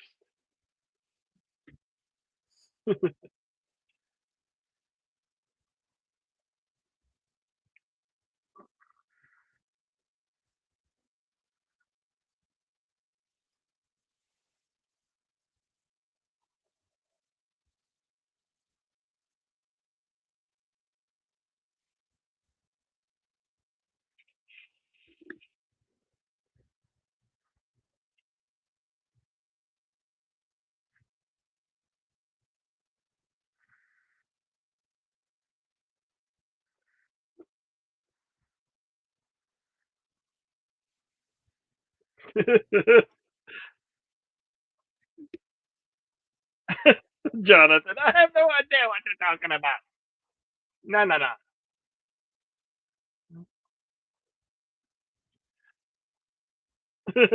I'm gonna buy me one.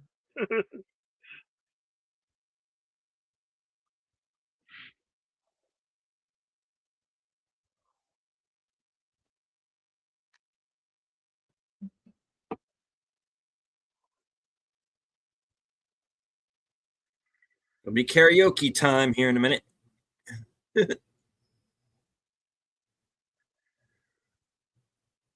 Oh, first time watch, JP. Good. What'd you think?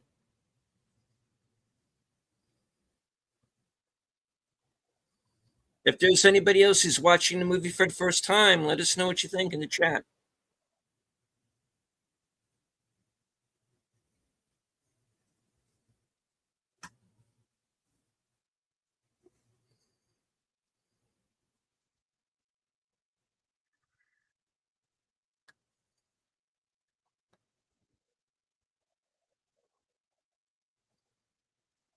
All right, thumbs up from JP. How about anybody else? Enigma says Mummy Returns was like a college staple for me. Right on.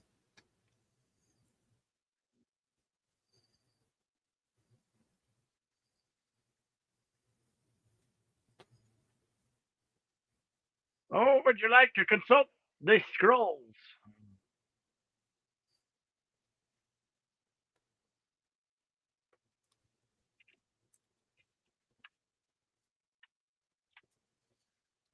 And the Rock is the Scorpion King. All right.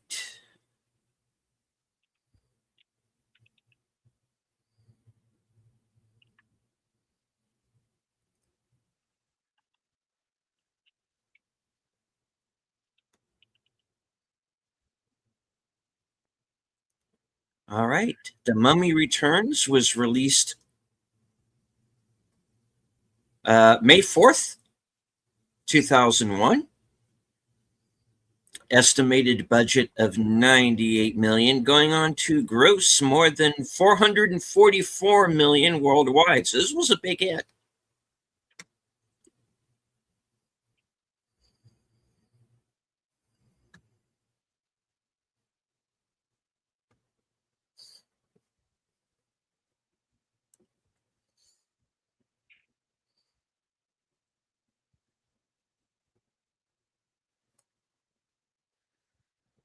And live plays us out with Forever May Not Be Long Enough. It was a good song and had a really good video. May not be long enough for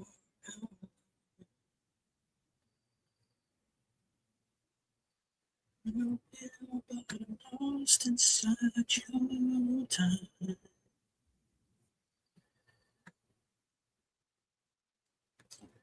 All right. The film was nominated for 4 Saturn Awards. Special effects, believe it or not, makeup, best fantasy film, and best performance by a younger actor for Freddie Both. The Empire Awards nominated Rachel Weisz as best British actress. Alan Silvestri won the ASCAP Award, Film and Television Music.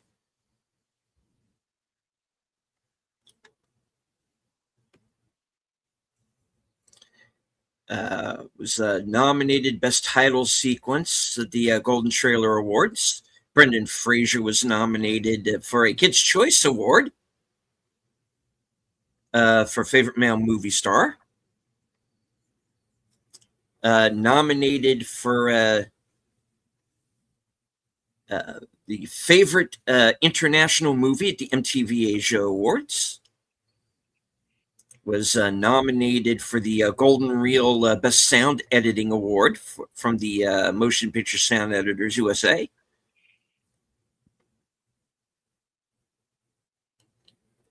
And nominated for 2 Taurus World Stunt Awards for the Czech fight. Yay. Freddie Both was nominated at the Best Performance in a Feature Film, Supporting Young Actor, the Young Artist Awards. It won a Bogey Award. It's a German thing. I have no idea what it is. I don't know if that's good or bad, but it won. There you go. Winner of the Gold Spirit Award for Best Action Soundtrack. Won the Golden Screen Award. It's another German thing. All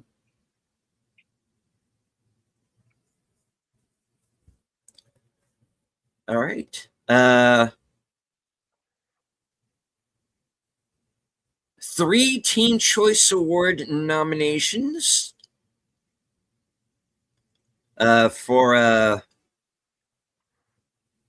Best Action Adventure Drama Film, Best Fight, Best Actor Brendan Fraser, with The Rock winning the Best Villain Award,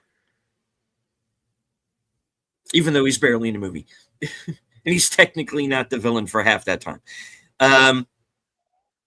But he did win Worst Supporting Actor at the Stinkers Bad Movie Awards, which we've seen before on here, and we know that they've actually given some pretty good movies, like Stinker Awards, so I don't count those. All right, and the Fangoria Chainsaw Awards. Patricia Velasquez, Best Supporting Actress, as a Nux in the Moon, of course. And Worst Film, nominated for Worst Film. Guys, it's not that bad.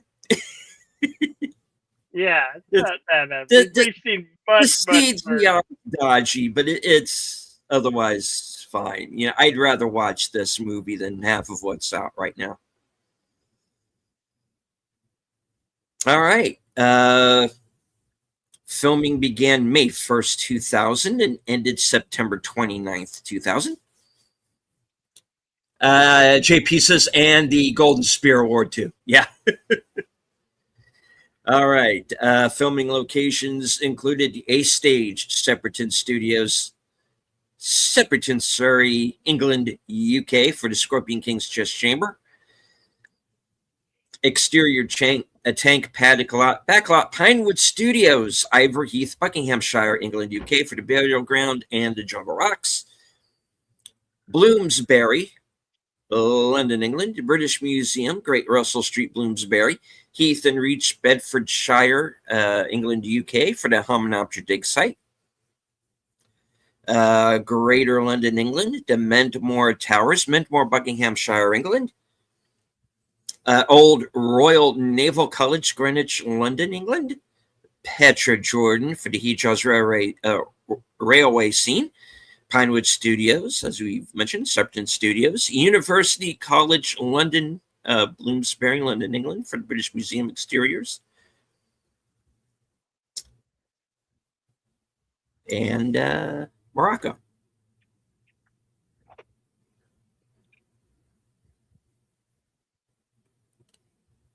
All right. And of course, as we said, the song at the end is Forever May Not Be Long Enough, performed by Live, written by Glenn Ballard and Edward Kowalczyk, courtesy of Radioactive Records, JB.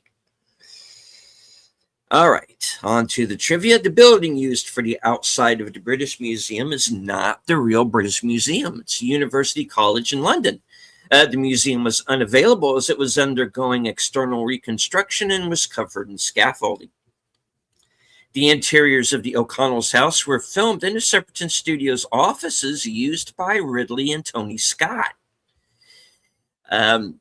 London's Tower Bridge was closed to allow for filming. They were allowed to close it for 20 minutes at a time, but the resulting traffic jam after the first time brought threats of arrest from Scotland Yard and reduced a closing time of 10 minutes.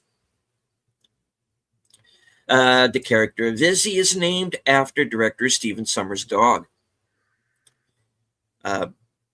Ardith Bay is the only person in the film who refers to Imhotep as the creature.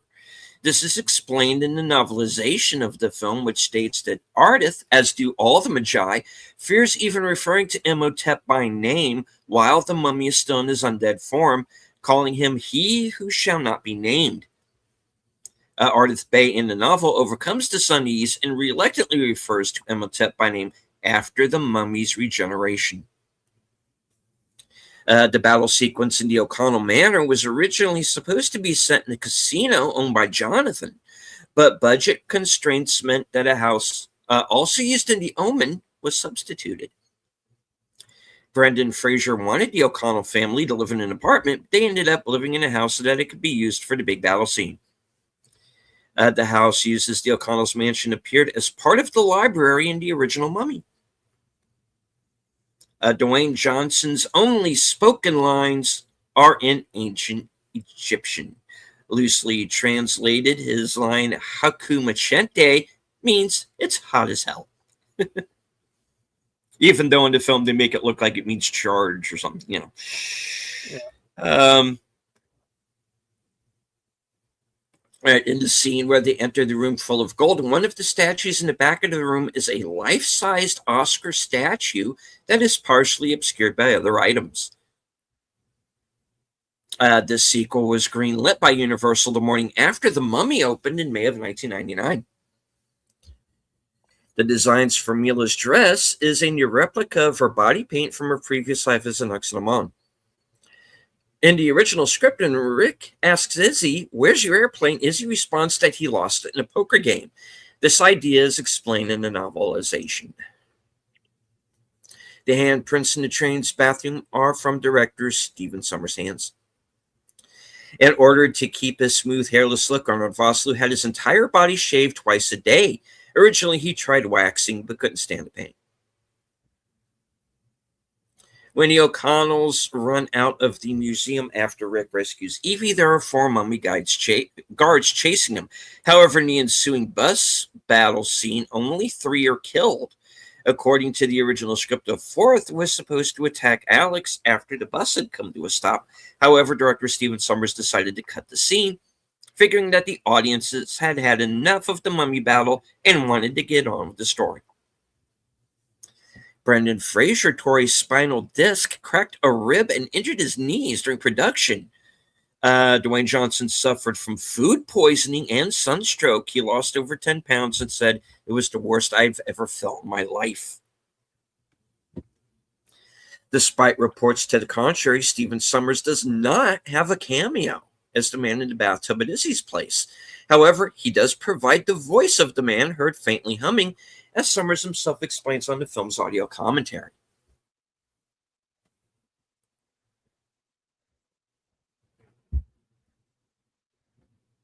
All right, Freddie Both was a big fan of The Mummy, having seen it over 30 times.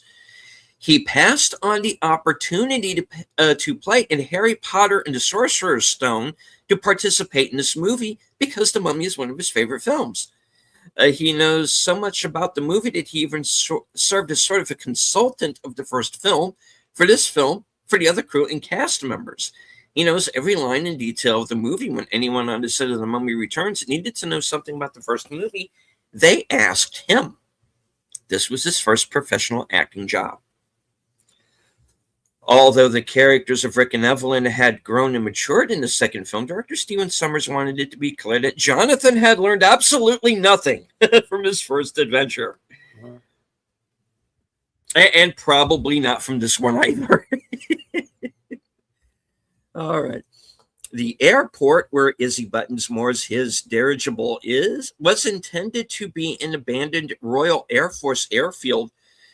Was meant to be the abandoned Royal Air Force airfield that saw Winston Havelock from the first film fly his spy plane to fight the mummy. The pygmy mummies, as explained in the novel for the film, were said to be brought back to Thebes in ancient times by pharaohs' ill-tempered jesters. The scene near the beginning where Alex accidentally knocks over the pillars in a domino fashion is similar to the scene in the original Mummy where his mother knocked down the bookcases. The archaeological dig of Hymenoptera was filmed at Bryant's Lane Quarry, Heath and Reed's Leighton Buzzard, Bedfordshire. In parallel with the previous movie, there is a standoff between arguing parties at the dig site. Also in parallel, there is a woman who breaks it up. This time it's Mila who does it. A full 49 minutes pass before Arnold Vosloo makes a visual appearance in the movie. Technically, he also provides the movements of his character Imhotep prior to that, but as a computer-generated special effect, which was superimposed over his performance, he is not truly on screen. When O'Connell blows up the tree that spans the ravine during the pygmy battle, one of the pygmies rides the trunk down in the exact same manner Slim Pickens rides the bomb down in Doctor Strangelove, or How I Learned to Stop Worrying and Love the Bomb. Dwayne Johnson plays the role of the Scorpion King in this movie and reprised his role in The Scorpion King. When Rick and Evie are talking to Izzy, he mentions the bank job in Marrakesh. In the previous film, the prison scene in the streets of Cairo was shot in Marrakesh.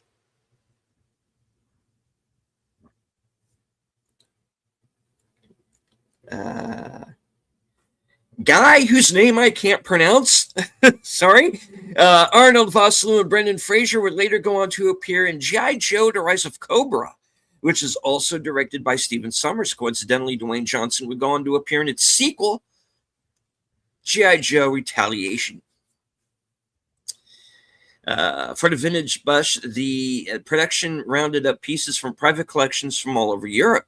The ads are real ones from the 1930s. In real life, Oded Fehr doesn't have any face tattoos, but he does have a small ghost on his back. Alan Armstrong, who plays Mr. Hafez, reunited with Stephen Sommers for Van Helsing. And guy whose name I can't pronounce, even though he's a good actor, left the cast of Oz in order to be in this film. Oded Fehr trained on horseback for months to prepare for his role. The miners use M2 flamethrowers to fight off the scarabs. It's the same weapon used in The Thing. The flamethrower isn't an M2 too, but they're LPO-50s. Okay.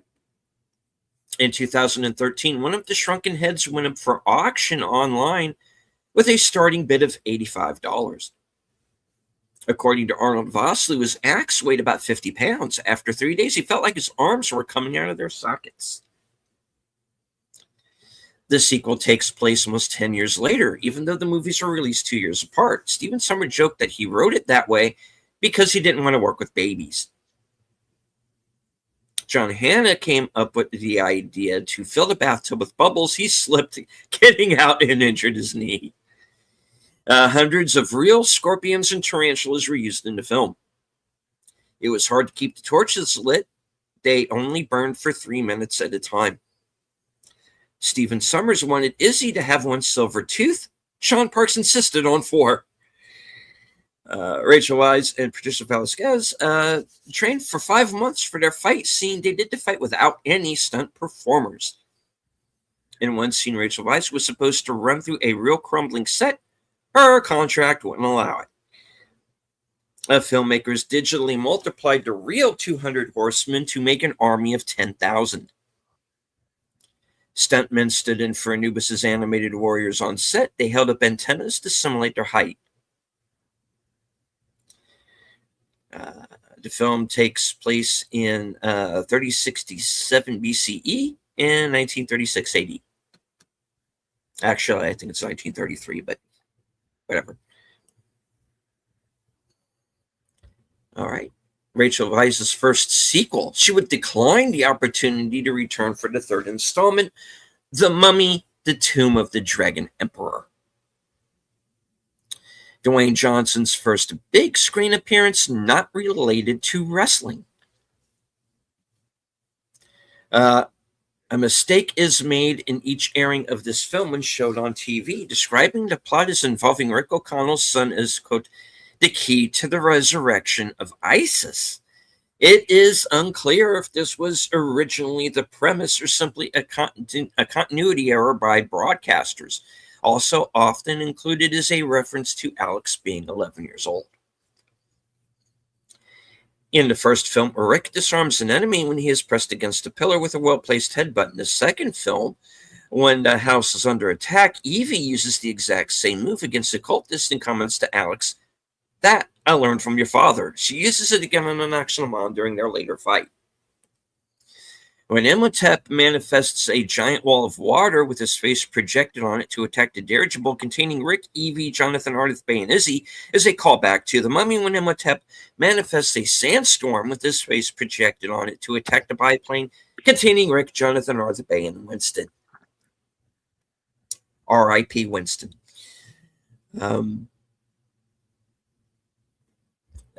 Rick asks Izzy where his airplane is when he sees the dirigible as a reference to the Mummy when they used the biplane to travel to Hamunaptra to rescue Evie from Imhotep. The dirigible would be used as a concept for the Zephyr in the animated TV series version of the Mummy. Rick's car is a four-door, long-bodied Beaufort model 1997. According to the Mummy, the animated series, the Magi was the Magi was created by Amar, a son of the Pharaoh's bodyguard. It is also reaffirmed that the Magi have been around for over 3,000 years. The much criticized digital effects of the Scorpion King were rushed and were only completed 8 days before the film's release. O'Connell's arsenal includes an M1928 Thompson submachine gun, 2 Colt M1911A1 pistols, 2 Smith & Wesson triple-lock revolvers, Winchester model 1887 shotgun, sawed-off shotgun, barrel-slung switchblade. Red's revolver is a Smith & Wesson military and police with a 4-inch barrel. He also has an FN high-power pistol. The earliest version is the P35. Since the film takes place in 1933 or 1936, depending on who you ask, the pistol is several years too early to be seen in the belt of a lowly mercenary. Both Jacques and Spivey used a Webley 455 MVK, both with a 6-inch barrel, although Spivey never gets a chance to use his. Lochnaw dual wields a pair of Mauser C96s, as does one of the cultists, Shafak.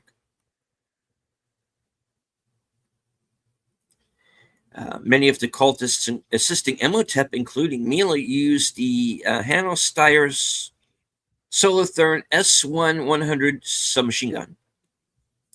Jonathan uses a Boer War Ear Lee Enfield MK1 303 British. This rifle lacks the dust cover over the bolt and has a receiver bridge holding the charging clip guide found in subsequent SMLE rifles, indicating that it is the later CLLE Charger loading Lee Enfield variant. Evie uses a BSA Lee Speed Sporter rifle with scope similar to the L39A1. Evie also brings her son along on the expedition at the start. It turns out Rachel Wise wouldn't feel the same way as the reason she didn't come back for the third 2008 film, not wanting to travel after having just given birth. The setting for the O'Connell's mansion is actually Medmore Towers, which is located in Buckinghamshire, UK.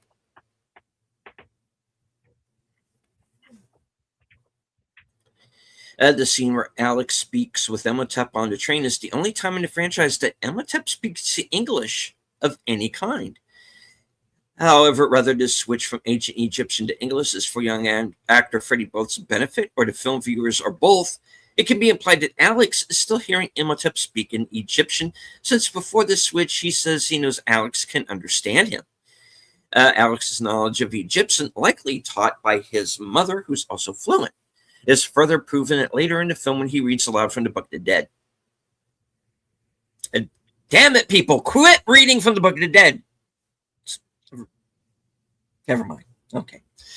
In the technical commentaries for the deluxe edition of the film, it is mentioned that in the battle, 32,000 animated warriors were present, but according to other sources, 64,000 warriors were present in their second appearance in the film.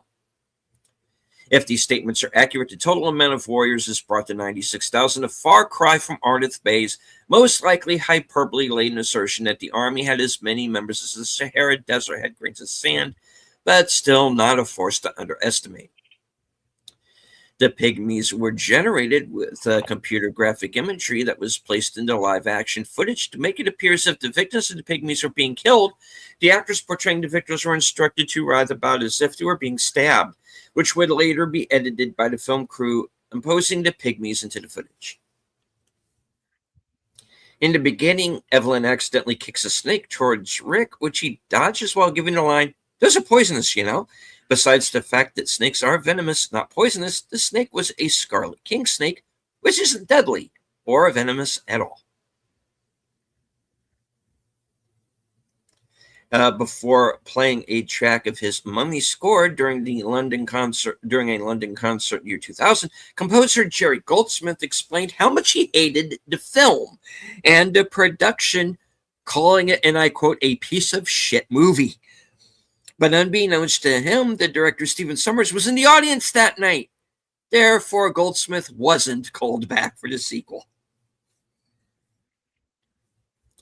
In the director's commentary for this film, writer-director Stephen Sommers expressed the idea of the Scorpion King keeping stone carving directions of how to kill him with the scepter was ridiculous. Despite only being released 2 years after The Mummy, this film is set approximately 8 years after the first film. Chaos Comics published a tie-in comic book titled Valley of the Gods, written by Marv Wolfman and drawn by Matt Broom. And if I remember correctly, isn't Marv Wolfman the guy who created Blade? Check me on that. I know we got some comic people in the out there listening, so let me know in the chat. But I think he is. Grossed $68 million domestically in its opening weekend. Then the biggest opening in history after The Lost World Jurassic Park was 72. JP says he's never seen the first Mummy either. Well, son, get on that. It's a good movie. It's even better than this one.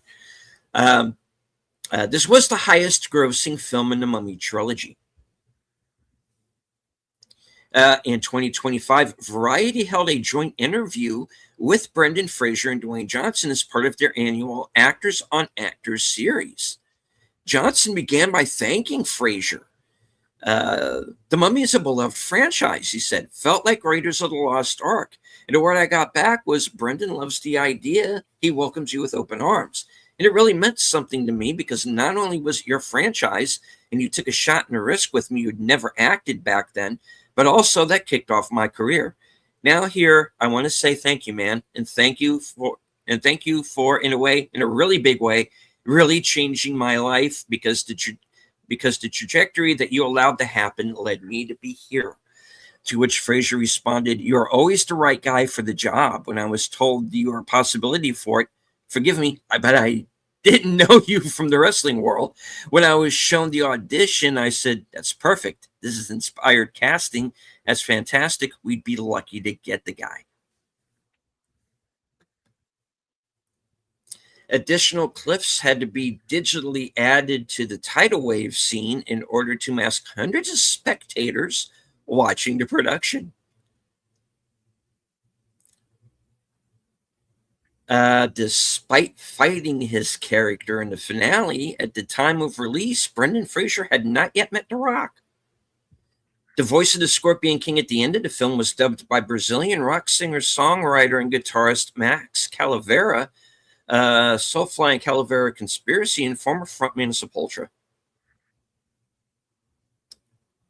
Rachel Weisz's character Nefertiti was originally called Nefertiti, but the producers felt that people would make boob jokes about the name, so it was changed to that of another Egyptian queen. When Evelyn is first seen brushing off a wall, the figures on the wall behind her are of two females fighting with sais. This is a depiction of her as Nefertiti fighting an Oxenamon in front of the pharaoh. The two men guarding the bracelet of Anubis and Evie's vision in the tomb are brothers in real life. The events behind curator Baltus Hafez's demise appeared in a somewhat different manner in the film's novelization. Hafez's name was Fakhri, and he wore an off-white suit and a simple fez instead of his more elaborate clothing shown in the film. Along with this, Fakhri mutilated himself when an share. In the book, it was revealed that the Scorpion King's people allowed an ancient ritual that required someone seeking total trust from his master to scalp himself. The curator does this, as does Imhotep before the Scorpion King.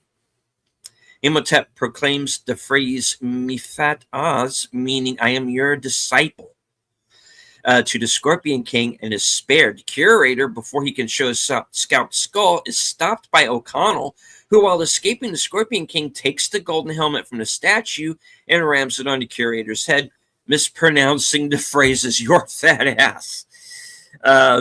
O'Connell's doing this was explained by as putting the curator out of his misery. The Scorpion King does not see Fakhri's gesture of submissiveness and kills the curator at once. The dirigible that Izzy Button's pilots was described as a 200-year-old fishing trawler with an airplane propeller in the novel of the film. The scene in which the curator's hand was torn off is explained in the novel as well. The pygmy mummies used the pyramid of Amshir as a place of worship and savaged intruders in any way they could. And in that version, the curator's hand was not stripped of its flesh, but completely torn off instead. When Alex stops the train in order to escape, Imhotep steps out of the wagon together with Anaximandron and just as they have arrived at the destination, calling it Karnak. However, Karnak is a modern name of the temple, meaning fortress in Arabic.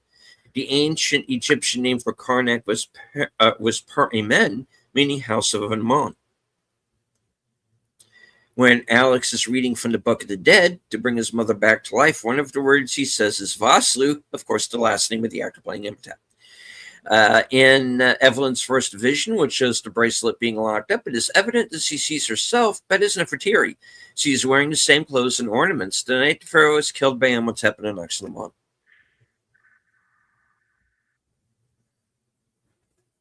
The symbol Alex can identify, Amenophis, which Jonathan triumphantly remembers while fighting Mila, is the same one he couldn't identify and had to ask Evelyn in the Mummy.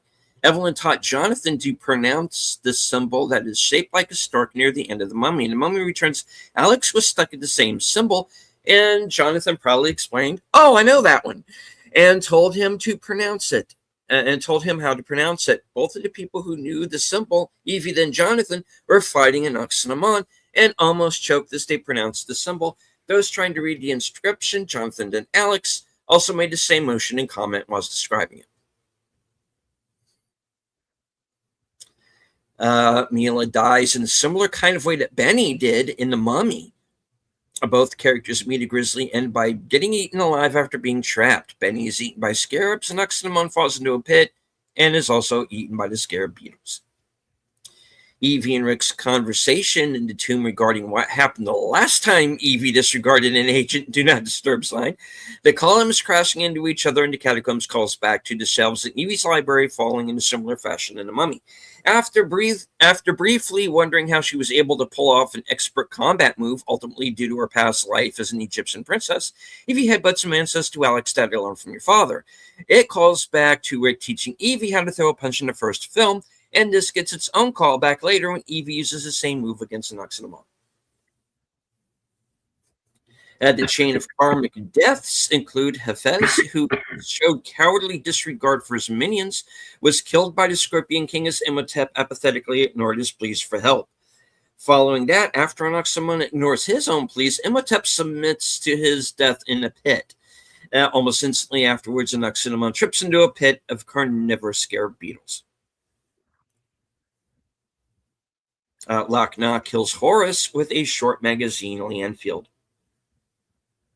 During her first scene, Evelyn is wiping dust away from a mural depicting two women fighting with knives. This is foreshadowed in the fight between Nefertiti and Anaximandron during the vision. Imhotep shows Mila and Evelyn. After Evie's rescue from the museum, Imhotep summons warrior mummies by saying, collect your bones, gather your limbs, shake the earth from your flesh. This is an actual funerary spell from the tomb of Pharaoh Teti, not Teddy, Teti, of the 6th dynasty. Brendan Fraser recalled running into the visual effects artist responsible for animating the Scorpion King on his way to see the premiere. After Fraser told him he looked forward to seeing their work, the animators specially told him they could have used more time. During the filming of Eve's death, actress Rachel Weisz let out a long... guy. I'm just going to read this the way it says. Let me just put it this way. Everybody poops. During the filming of Evie's death scene, actress Rachel Weisz let out a long fart, and it can be seen on the DVD outtakes. Yeah, hey, it happens to us all.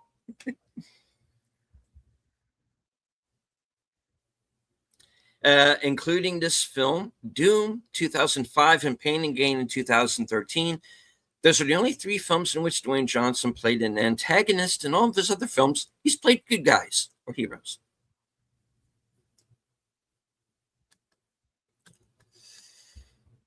All right. The scrolls are closed? The scrolls are closed. All right. That will bring us to what do we have in store for you guys next week. And I'm about to show you here in just a moment. Keep your eye on the background.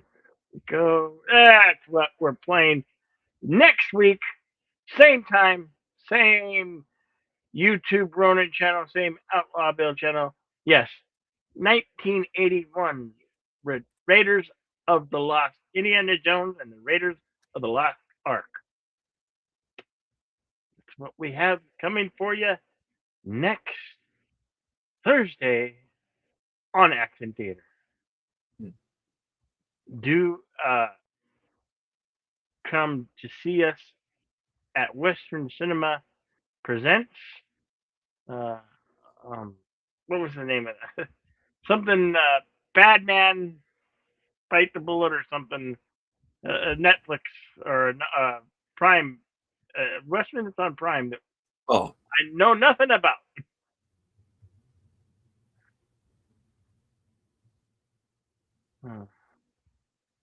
And that will be up later this evening. Thank you all for coming. I see the Heart Green JPRPH1, the Emoji Green Lady Miss, and of course Connie Clary, Jack's Law,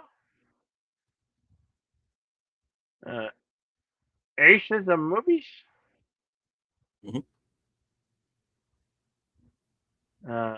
FKHC 2005, sometimes known as Tim.